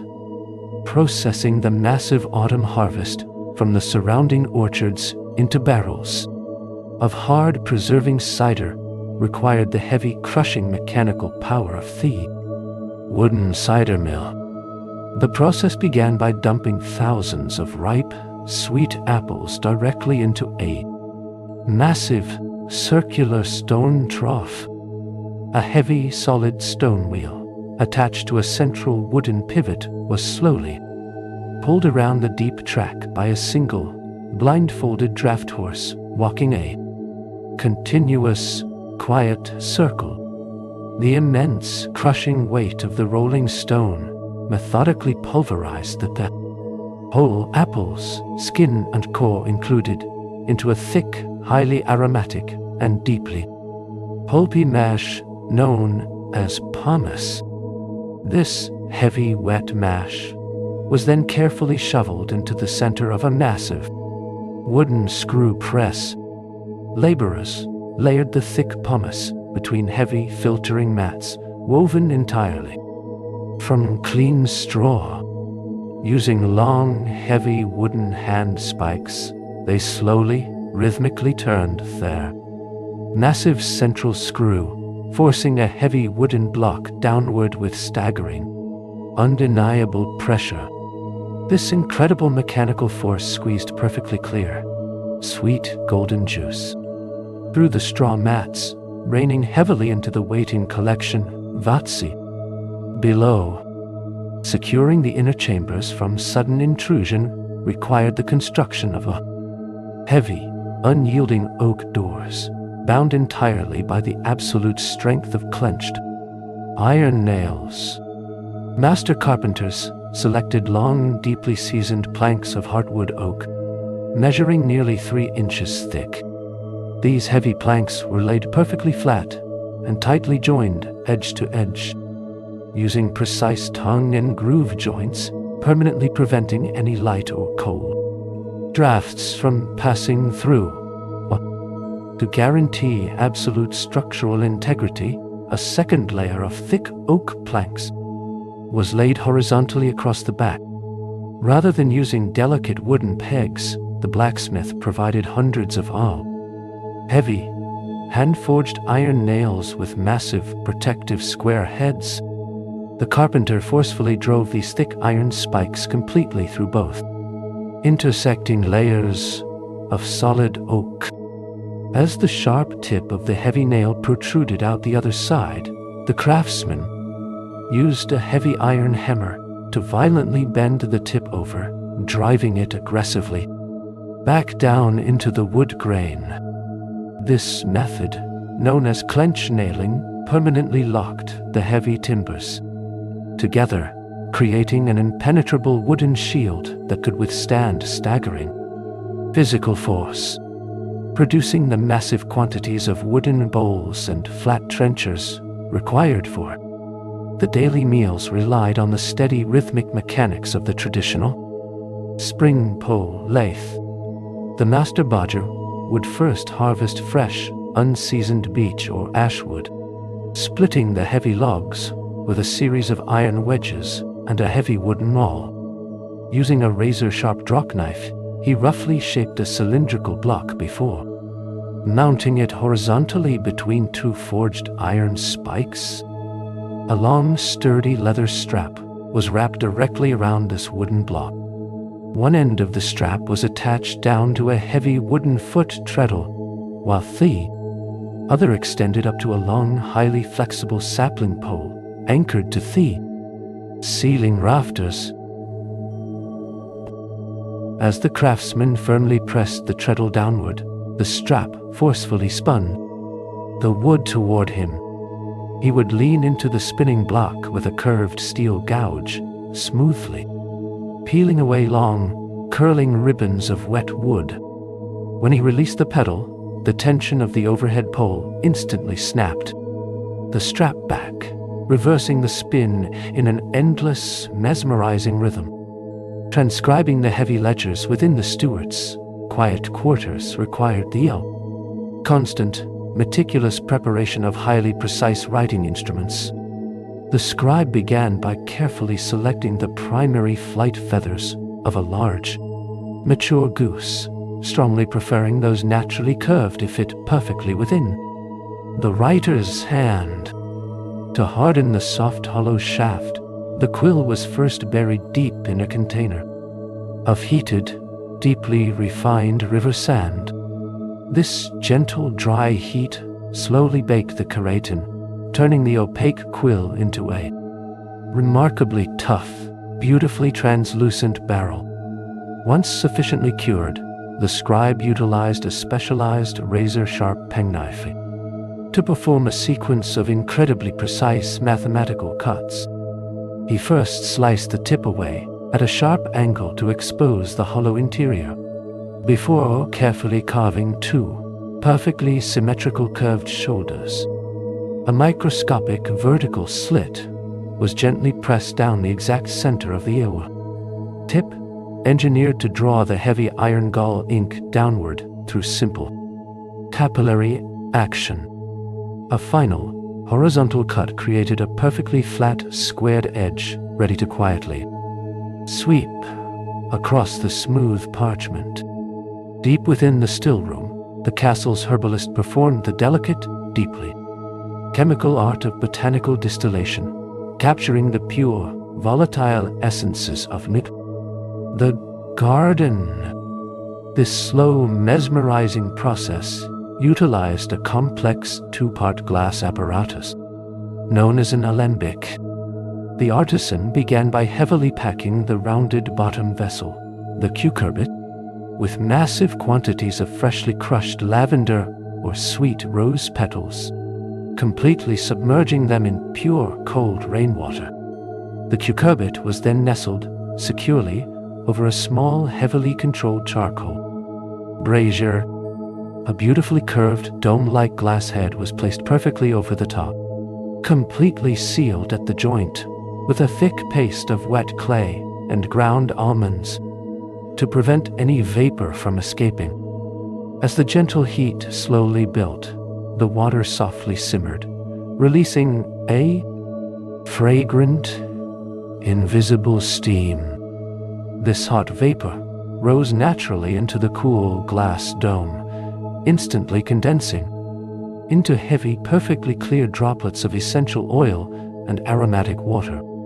These heavy drops quietly collected along the curved rim, traveling slowly down a long, angled glass spout into a waiting crystal vial, creating the endless yards of fine linen required for the inner chambers. Depended entirely on the complex, highly synchronized mechanics of the great horizontal floor loom. The master weaver sat before a massive wooden frame where hundreds of parallel, vertical threads, known as the warp, were stretched incredibly taut between two heavy, rotating wooden beams. These threads were meticulously threaded through a series of hanging wire eyes, called heddles, which were mechanically connected directly to a set of wooden foot pedals below. By pressing down on a specific combination of pedals, the weaver forced half of the warp threads to lift upward while the remaining half were pulled downward. This simple, brilliant mechanical action instantly created a wide triangular gap known as the shed. With a swift, incredibly fluid motion of the wrist, the weaver threw a smooth, boat-shaped wooden shuttle, carrying the horizontal weft thread entirely through the open gap. A heavy wooden comb, called a beater, was then forcefully pulled forward, tightly packing the new thread directly into the growing, flawless fabric. Spanning the wide open spaces of the subterranean cellars required the structural brilliance of the stone barrel vault, a massive architectural feat, engineered completely without iron beams. Before a single heavy stone could be laid, master carpenters had to construct a massive, temporary wooden framework known as centering. These heavy, curved wooden ribs perfectly mirrored the exact mathematical dimensions of the planned archway, stretching entirely across the wide gap. Skilled masons then began placing wedge-shaped limestone blocks, known as voussoirs, simultaneously up both sides of the curved wooden form. Each heavy stone was meticulously angled so its sheer weight pushed directly against its neighbor rather than pushing straight downward. The critical moment arrived with the insertion of the keystone, a single, perfectly carved, heavy wedge driven firmly into the absolute apex of the arch. This heavy, central stone completely locked the entire massive structure under profound compression.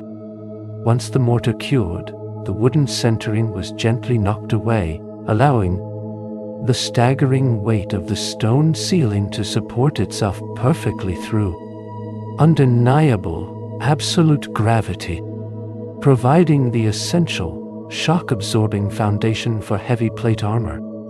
Required the deeply labor-intensive, methodical crafting of the padded gambeson.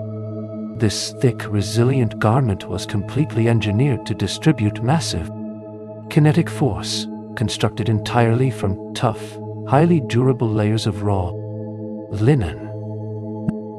The master tailor began by stretching a large, heavy panel of tightly woven canvas perfectly flat across a heavy wooden table. Onto this sturdy base, he meticulously layered thick, voluminous clouds of raw carded sheep's wool, horsehair, and deeply insulating tow. A second, heavy layer of fine linen was placed carefully over the top, completely sandwiching the dense batting. To prevent this thick padding from simply shifting and bunching over time, the artisan employed the slow, repetitive technique of heavy quilting, using an incredibly thick, forged iron needle and heavy, waxed hemp thread, drove tight, continuous vertical lines completely through all three resisting layers. This slow, rhythmic stitching powerfully compressed the loose batting into highly dense, vertical ridges, creating a surprisingly rigid, profoundly protective shell that moved beautifully with the wearer. Securing the heavy oak chests containing the Lord's treasury required the brilliant, deeply intricate micro-engineering of the master locksmith. Creating a heavy iron lock involved forging a complex labyrinth of internal barriers, specifically designed to reject any foreign object. The locksmith began by hand-filing a thick rectangular iron plate to serve as the heavy foundation. Onto this plate, he meticulously riveted a series of concentric circular iron ridges known as wards. These wards created a highly specific physical obstacle course that perfectly mirrored the deeply cut, geometric patterns carved directly into the heavy iron key. To create the locking mechanism itself, a thick, sliding iron bolt was forged, held firmly in place by a heavy V-shaped steel spring. When the correct key was smoothly inserted, it bypassed the complex wards perfectly.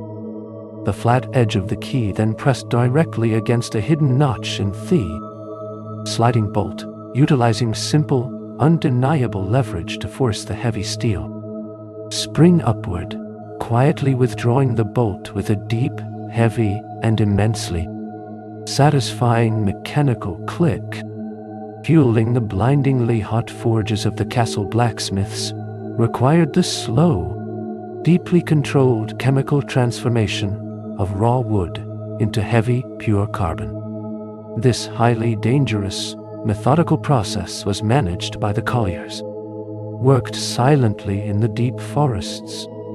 They began by cutting massive, uniform lengths of dense oak and heavily stacking them tightly around a central wooden pole, forming an immense, towering wooden dome. To completely starve the impending fire of oxygen, this massive structure was meticulously sealed under a thick, heavy layer of wet earth, clay, and damp turf. The central pole was then carefully removed, creating a deep chimney shaft directly into the core. A small fire was dropped down the dark shaft, igniting the absolute center of the pile. By strategically poking small, precise holes through the earthen shell, collier perfectly manipulated the airflow, forcing the wood to slowly smolder and bake for several days without ever catching fire. This slow, oxygen-starved roasting perfectly drove off all moisture and impurities, leaving behind thousands of pounds of remarkably lightweight, high-energy charcoal, producing the thousands of simple heavy earthenware jugs needed to transport. Wine and oil required the mesmerizing continuous momentum of the potters. Cake wheel. The master potter sat perfectly centered over a heavy solid oak flywheel, positioned horizontally just above the floor. By kicking his heavy leather boot rhythmically and forcefully against the edge of this lower wheel, he generated an immense, smooth rotational energy. This kinetic force traveled directly up a vertical iron spindle to a smaller, flat wooden throwing head. The artisan threw a heavy, perfectly kneaded ball of wet, gray clay directly onto the center of the spinning board. Cupping his wet hands tightly around the heavy mass, he used sheer, unyielding muscle to forcefully brace the clay, forcing it to spin with absolute, undeniable, mathematical perfection. He then slowly pressed his thumbs directly into the absolute center, smoothly, drawing the heavy walls upward and outward. With deeply practiced fluid motions, he gently shaped the soft spinning cylinder, effortlessly conjuring a beautiful, perfectly symmetrical vessel from a heavy lump of wet earth. Harvesting the dark, slow-moving waters of the deep castle moat relied on the highly specialized, intricate basketry of the master trapper.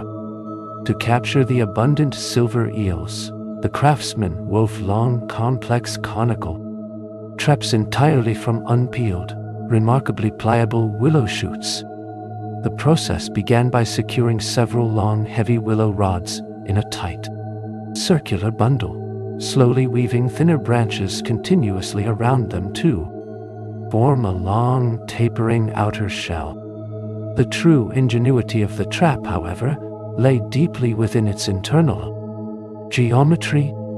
The trapper painstakingly wove a second, smaller funnel entirely inside the wide mouth of the main basket.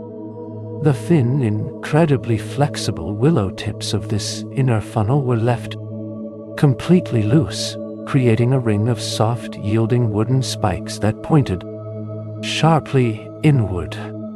When an eel swam smoothly through the wide entrance to reach the heavy bait, the soft branches naturally parted to allow it to pass.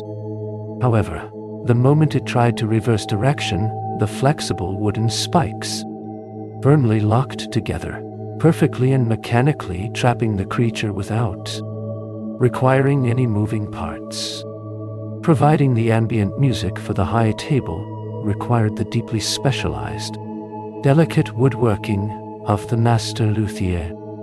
Constructing a traditional lute began with the careful selection of incredibly thin, highly resonant strips of sycamore or maple wood.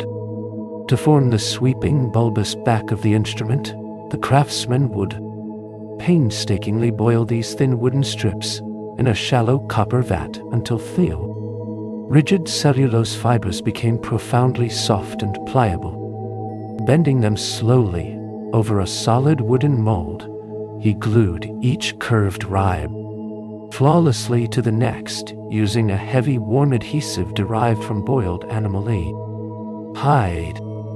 The flat soundboard, carved from a perfectly straight-grained piece of alpine spruce, was meticulously planed down to a thickness of mere millimeters to ensure maximum acoustic vibration. A complex geometric rosette was then carved directly into this fragile top plate using microscopic, razor-sharp steel chisels. Finally, strings spun from deeply washed and tightly stretched sheep gut were wound around precisely tapered wooden tuning pegs, mathematically tensioned to produce a clear, deeply resonant, and mathematically perfect musical chord. When the local streams ran completely dry in the late summer heat, grinding through a heavy wheat harvest relied on the immense balancing mechanics of the wooden post mill. This towering box-like wooden structure was engineered to pivot entirely upon a single, massive vertical oak beam known as the main post. This central pillar was deeply anchored into a heavy crossed wooden trestle, resting directly upon the stone foundation. To catch the shifting currents of the wind, the miller would push a long, heavy, wooden tailpole extending from the back of the mill, physically rotating the entire multi-ton building until the massive sails faced squarely into the breeze. The 4 heavy wooden sails, tightly covered in woven canvas cloth, captured the kinetic energy of the air, turning a massive horizontal windshaft. This immense axle transferred its rotational force through a giant wooden brake wheel, engaging a smaller lantern gear that smoothly spun the heavy upper millstone, transforming invisible wind currents into the steady, rumbling production of fine, soft flour. Managing basic sanitation within the towering stone walls required the highly deliberate, gravity-fed engineering of the castle's garderobes. These small, private latrine chambers were typically built directly into the absolute thickest sections of the outer defensive walls, often projecting slightly outward on heavily carved stone corbels. Inside the narrow room, carpenters installed a smooth, heavy oak bench featuring a perfectly rounded, sanded opening. Directly beneath this wooden seat, master masons engineered a sheer vertical shaft plunging flawlessly through dozens of feet of solid, unbroken masonry. The interior walls of this long chute were plastered perfectly smooth to prevent any waste from catching or building up over time. Gravity instantly pulled the refuse downward in a silent, uninterrupted free fall, depositing it directly into the deep, continuously flowing waters of the moat, or a specialized stone-lined cesspit far below. This simple, brilliant manipulation of architectural space and absolute verticality ensured the upper living quarters remained remarkably clean, deeply private, and completely isolated from the heavy accumulating waste of the bustling fortress. Authenticating the heavy parchment decrees issued by the castle's lord relied on the highly tactile, irreversible process of applying a heavy wax seal. The chamberlain meticulously maintained a specialized mixture of pure beeswax, heavily melted with natural pine resin, and a generous dusting of rich red vermilion pigment. To seal a folded letter, the scribe would first hold a thick stick of this hardened wax directly over the flickering orange flame of a solitary candle. As the wax slowly melted into a thick, glossy liquid, it was allowed to drip heavily directly onto the overlapping fold of the vellum. While the vibrant red pool was still remarkably hot and pliable, the lord's heavy brass signet ring was pressed forcefully directly into the absolute center of the wax. The cool metal instantly absorbed the intense thermal energy, flash freezing the wax into a permanent, highly detailed, three-dimensional impression of the family's heraldic crest, creating a deeply secure, tamper-proof lock that would definitively shatter if forcefully opened by an unauthorized hand. Transforming the massive open floor of the Great Hall from a quiet, empty space into a bustling dining area required the brilliant, modular carpentry of the traditional trestle table. Because the hall served multiple daily functions, the heavy furniture was engineered to be entirely collapsible. The master carpenter constructed independent, highly stable supporting bases, shaped like heavy wooden frames, meticulously joined using deep locking mortise and tenon connections. A long, heavy wooden crossbeam was slid perfectly through a square hole in each upright support. To lock this horizontal stretcher completely rigid, the carpenter drove a thick, tapered wooden wedge directly through a slot in the protruding beam, violently clamping the entire structure together through sheer mechanical friction. Once these heavy bases were securely wedged into place, massive, solid oak planks, sanded perfectly smooth and rubbed with deep layers of protective beeswax, were simply laid across the top, instantly creating a sprawling, remarkably sturdy dining surface capable of supporting heavy iron platters and massive flowing feasts. To produce the highly intoxicating, deeply sweet ceremonial beverage known as mead, the castle cellar master expertly managed a deeply patient biological fermentation process. This ancient craft began with the careful harvesting of pure, raw honeycomb from the inner apiaries, completely saturated with the collected nectar of 1,000,000 summer wildflowers. The cellar master would aggressively crush these heavy dripping cones into a massive copper cauldron filled with warm, fresh well water, creating a thick, intensely sweet liquid known as the must. To flavor the brew, he would methodically stir in a precise, measured handful of dried meadowsweet, crushed cloves, and heavy sticks of fragrant cinnamon. This rich, aromatic broth was gently transferred into massive oak aging barrels. Naturally occurring wild yeasts, clinging microscopically to the raw honey, immediately began consuming the heavy sugars. Over a period of many long, quiet months, in the constant, cool darkness of the subterranean cellar, this slow, bubbling microbial respiration naturally transformed the sweet floral water into a rich, golden, and deeply warming alcoholic vintage, heating the expansive inner chambers without suffocating the inhabitants. Required the highly sophisticated thermodynamic engineering of the masonry fireplace and its soaring vertical flue. Before this brilliant architectural innovation, open fires simply burned in the center of the room, filling the high timber roofs with blinding, toxic smoke. Master masons revolutionized this by building deep, rectangular hearths directly into the thick outer walls, capped by a gently sloping, heavily insulated stone hood. The true genius lay in the precise mathematical calculation of the long, ascending chimney shaft. As the heavy oak logs burned, the intense heat naturally expanded the surrounding air, making it significantly lighter and highly buoyant. The mason engineered the smooth stone flue to gradually narrow as it rose toward the roof line.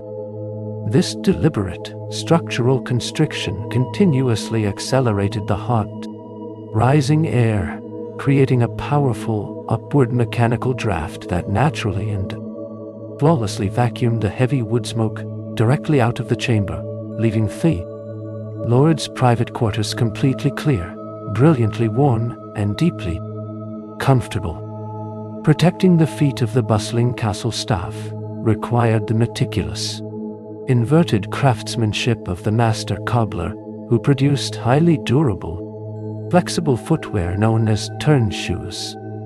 Working with beautifully tanned, highly supple calfskin, the artisan first used a razor-sharp iron crescent blade to meticulously cut out the specific patterns for the heavy sole and the softer upper pieces. The brilliant mechanics of this shoe lay in its unique assembly process. The cobbler entirely sewed the shoe together inside out. Using a heavy curved bone needle and thick waxed hemp thread, he drove tight, deeply overlapping stitches completely through the tough leather edges. Because the shoe was sewn inside out, The delicate, vulnerable linen stitches were perfectly hidden and protected from the abrasive friction of the hard stone. Courtyards. Once the heavy sewing was fully complete, the craftsman would soak the shoe in warm water until it was profoundly soft, before physically gripping the wet leather and forcefully wrestling the entire heavy shoe right side out, creating a perfectly smooth, deeply comfortable, and highly durable seam. Creating a deep, reliable moat required far more than simply digging a massive trench in the surrounding earth. It demanded the highly laborious, deeply geological engineering technique known as puddling.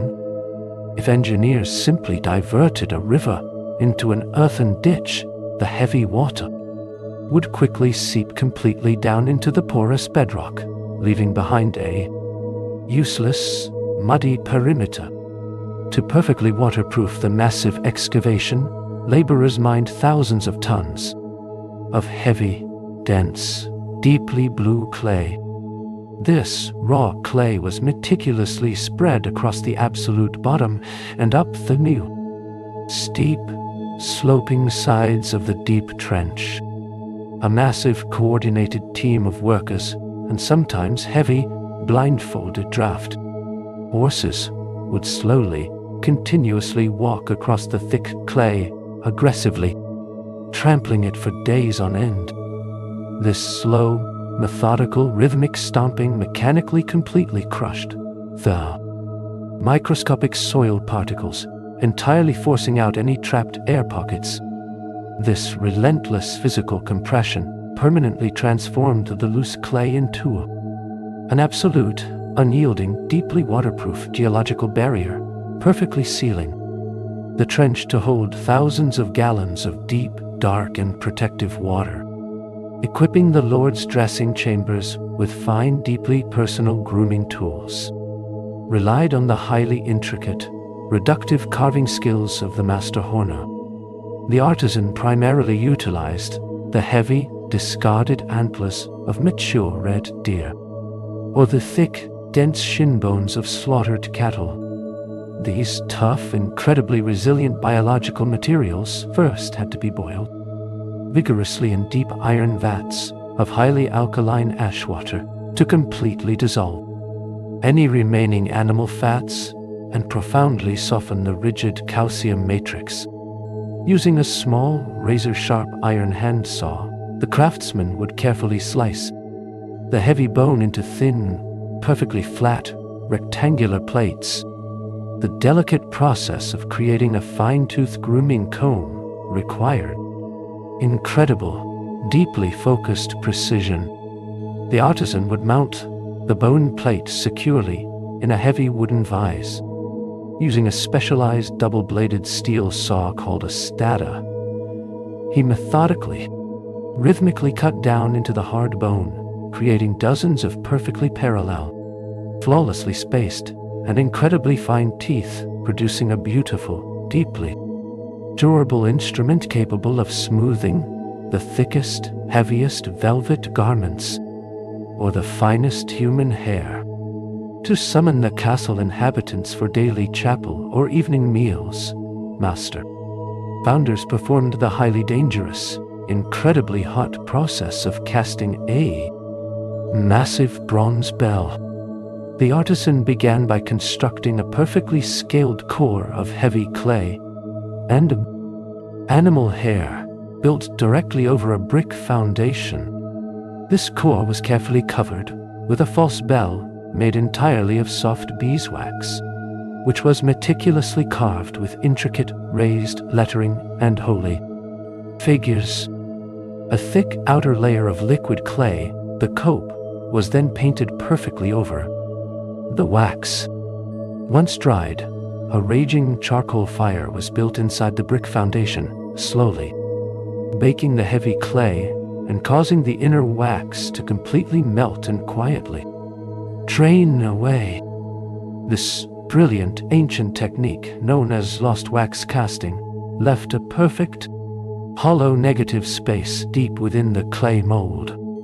The founder then poured thousands of pounds of blindingly hot, completely molten bronze, a precise mathematical alloy of copper and tin, directly into the dark void, permanently freezing the intricate wax design into a solid, brilliantly resonant metallic instrument, elevating the quiet pages of a vellum manuscript into a dazzling display of wealth required the incredibly delicate, breath-holding precision of manuscript gilding. Before applying a single drop of ink, the master illuminator prepared the specific areas designated for gold by painting down a thick, raised base known as gesso. This deeply pink mixture, composed of fine plaster, white lead, and the sticky sap of the acacia tree, was meticulously applied with a tiny brush and allowed to dry into a hard, raised cushion.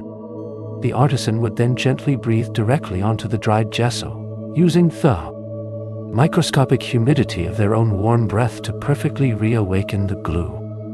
With immense care, a single, unimaginably thin sheet of pure beaten gold leaf was lifted using a wide brush made of incredibly soft squirrel hair.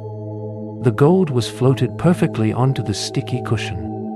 Once entirely dry, the illuminator used a beautifully polished piece of agate stone to aggressively rub the gold, permanently burnishing it until it caught the ambient candlelight and gleamed like solid, heavy metal, transforming raw earthy rocks into the essential iron needed for the castles.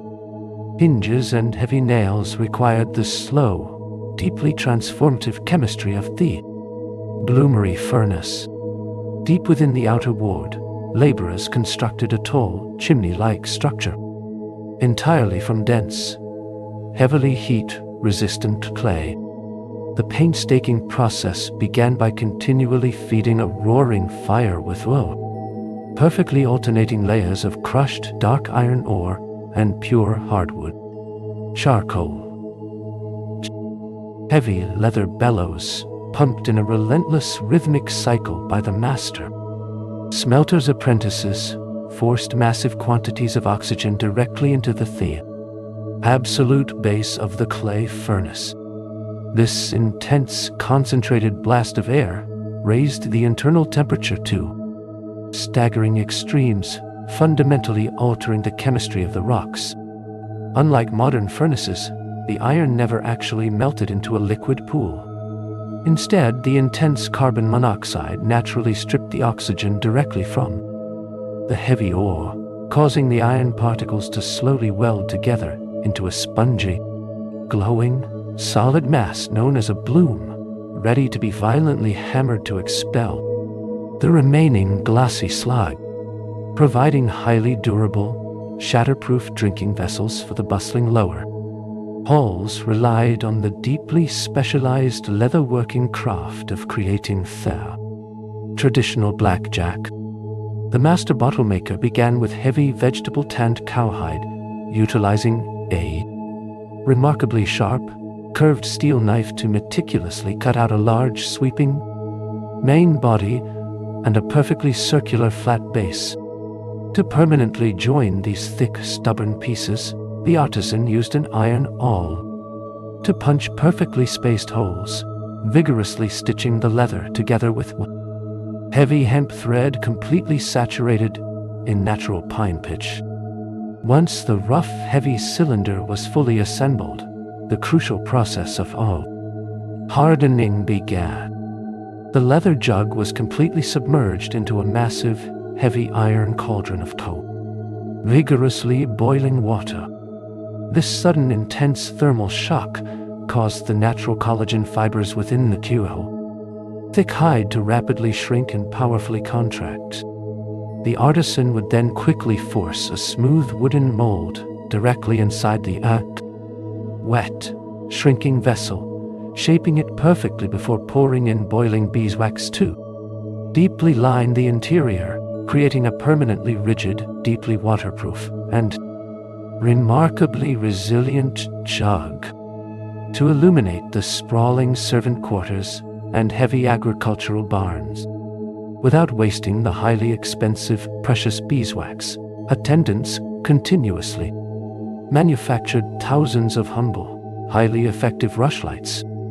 This profoundly simple, deeply repetitive task began in the late summer as servants waded into the shallow, muddy banks of the slow-moving river to harvest massive bundles of soft, vibrant green meadow rushes. Sitting quietly in the cool shade of the courtyard, they used their fingernails to meticulously peel away the tough, outer green rind of each individual stalk.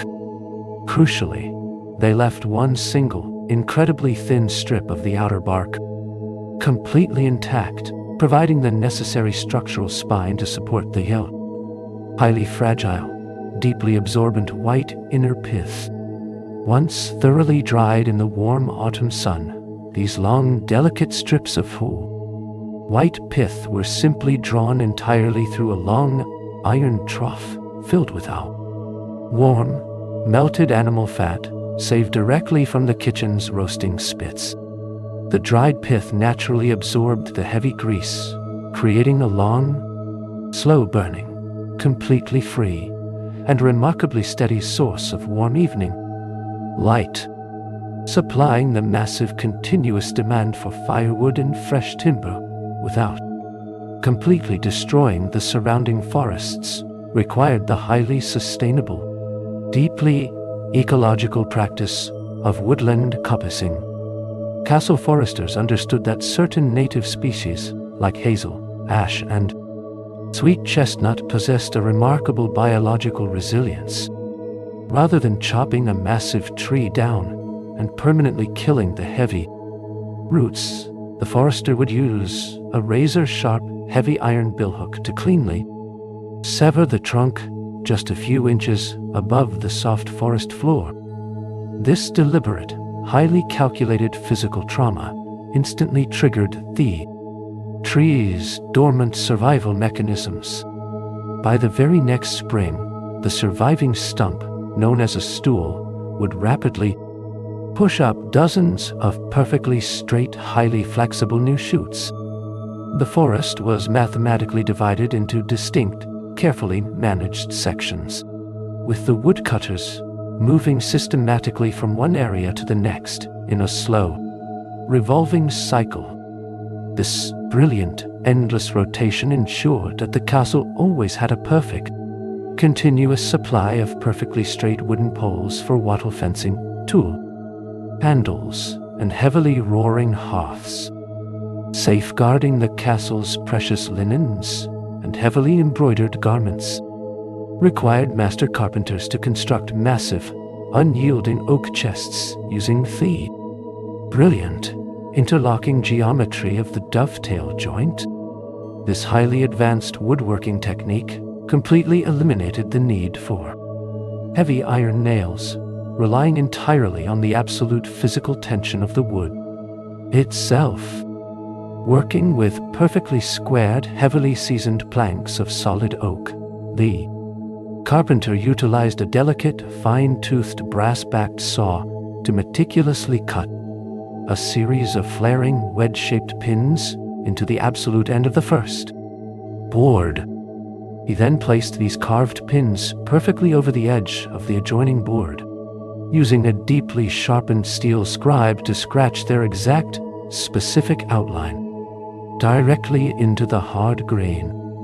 Using a heavy wooden mallet and a set of razor-sharp, heavily polished iron chisels, the craftsman patiently chopped away the negative space, creating corresponding, perfectly flared sockets. When the two heavy boards were finally driven together, the flaring trapezoidal geometry permanently locked the thick oak planks into an incredibly strong, beautifully seamless, and absolutely inseparable wooden bond, harnessing the immense continuous power of a nearby river to grind the heavy autumn harvest.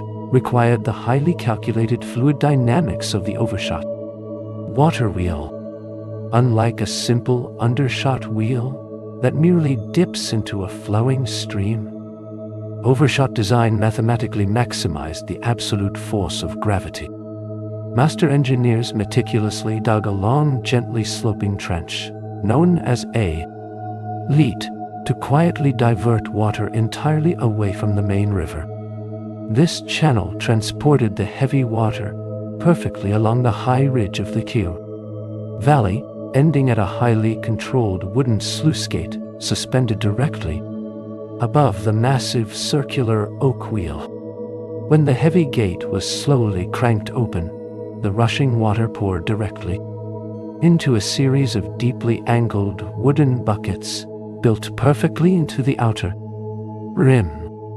As the heavy, continuous weight of the falling water filled the buckets on just one side of the central axle, gravity powerfully and undeniably forced the tenuous, massive wooden structure to steadily rotate, effortlessly driving the staggering heavy friction of the grinding millstones inside. Decorating the quiet floors of the Lord's private bathhouse required the incredibly slow, deeply meditative art of laying geometric stone mosaics.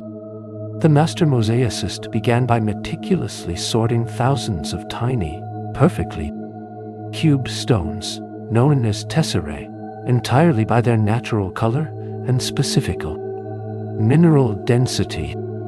These microscopic, perfectly uniform cubes were painstakingly chipped from larger blocks of dark basalt, pure white marble, and deep red porphyry using a specialized heavy iron hardy set directly into a wooden block. To prepare the heavy floor, the artisan spread a thick, perfectly smooth layer of deeply refined, slow-curing lime mortar. Working entirely from a heavily detailed gridded mathematical drawing, the craftsman gently pressed each individual stone cube directly into the damp plaster. This incredibly slow, repetitive process required hundreds of thousands of deliberate, individual placements, slowly building a complex, beautiful, and deeply durable interlocking pattern. Once the mortar completely hardened, the entire massive floor was relentlessly rubbed with heavy blocks of wet sandstone, grinding the uneven cubes into a perfectly smooth, brilliantly polished stone carpet, providing the castle's scholars with the ability to mathematically calculate time and navigate by the stars required the profound microscopic precision of crafting a brass astrolabe. This complex astronomical computer was constructed from multiple, perfectly flat discs of heavy, polished brass. The master instrument maker first utilized a heavily weighted iron compass to scribe flawless, perfect circles onto the smooth metal. The main body, known as the mater, was meticulously hollowed out using fine steel files to perfectly hold the delicate inner plates. The true brilliance of the instrument lay in the reti, a heavily pierced star map overlay that rotated perfectly over the stationary plates. The artisan spent countless quiet hours using microscopic, razor-sharp steel chisels to meticulously cut away the heavy negative space of the rete, leaving behind a delicate, beautiful, and highly fragile brass skeleton. Every single microscopic point on this rotating framework mathematically represented a specific, real-world star, allowing the user to seamlessly align the physical, heavy brass instrument with the quiet, endless rotation of the night sky above. Now the heavy oak portcullis is securely locked into the earth, and the great roaring fires within the kitchen hearths have slowly burned down to a soft, glowing bed of quiet embers. The steady, rhythmic chipping of the master mason's chisel has finally ceased, leaving the sprawling stone courtyards perfectly calm, perfectly still, and entirely at peace. It is time now to leave these towering ancient fortresses to their silent slumber, and allow your own weary, racing mind to gently return to the quiet reality of this present moment. Feel the soft, heavy and familiar weight of your own blankets, wrapping safely and warmly around you, much like the thick, insulating wool tapestries shielding the castle walls from the winter chill.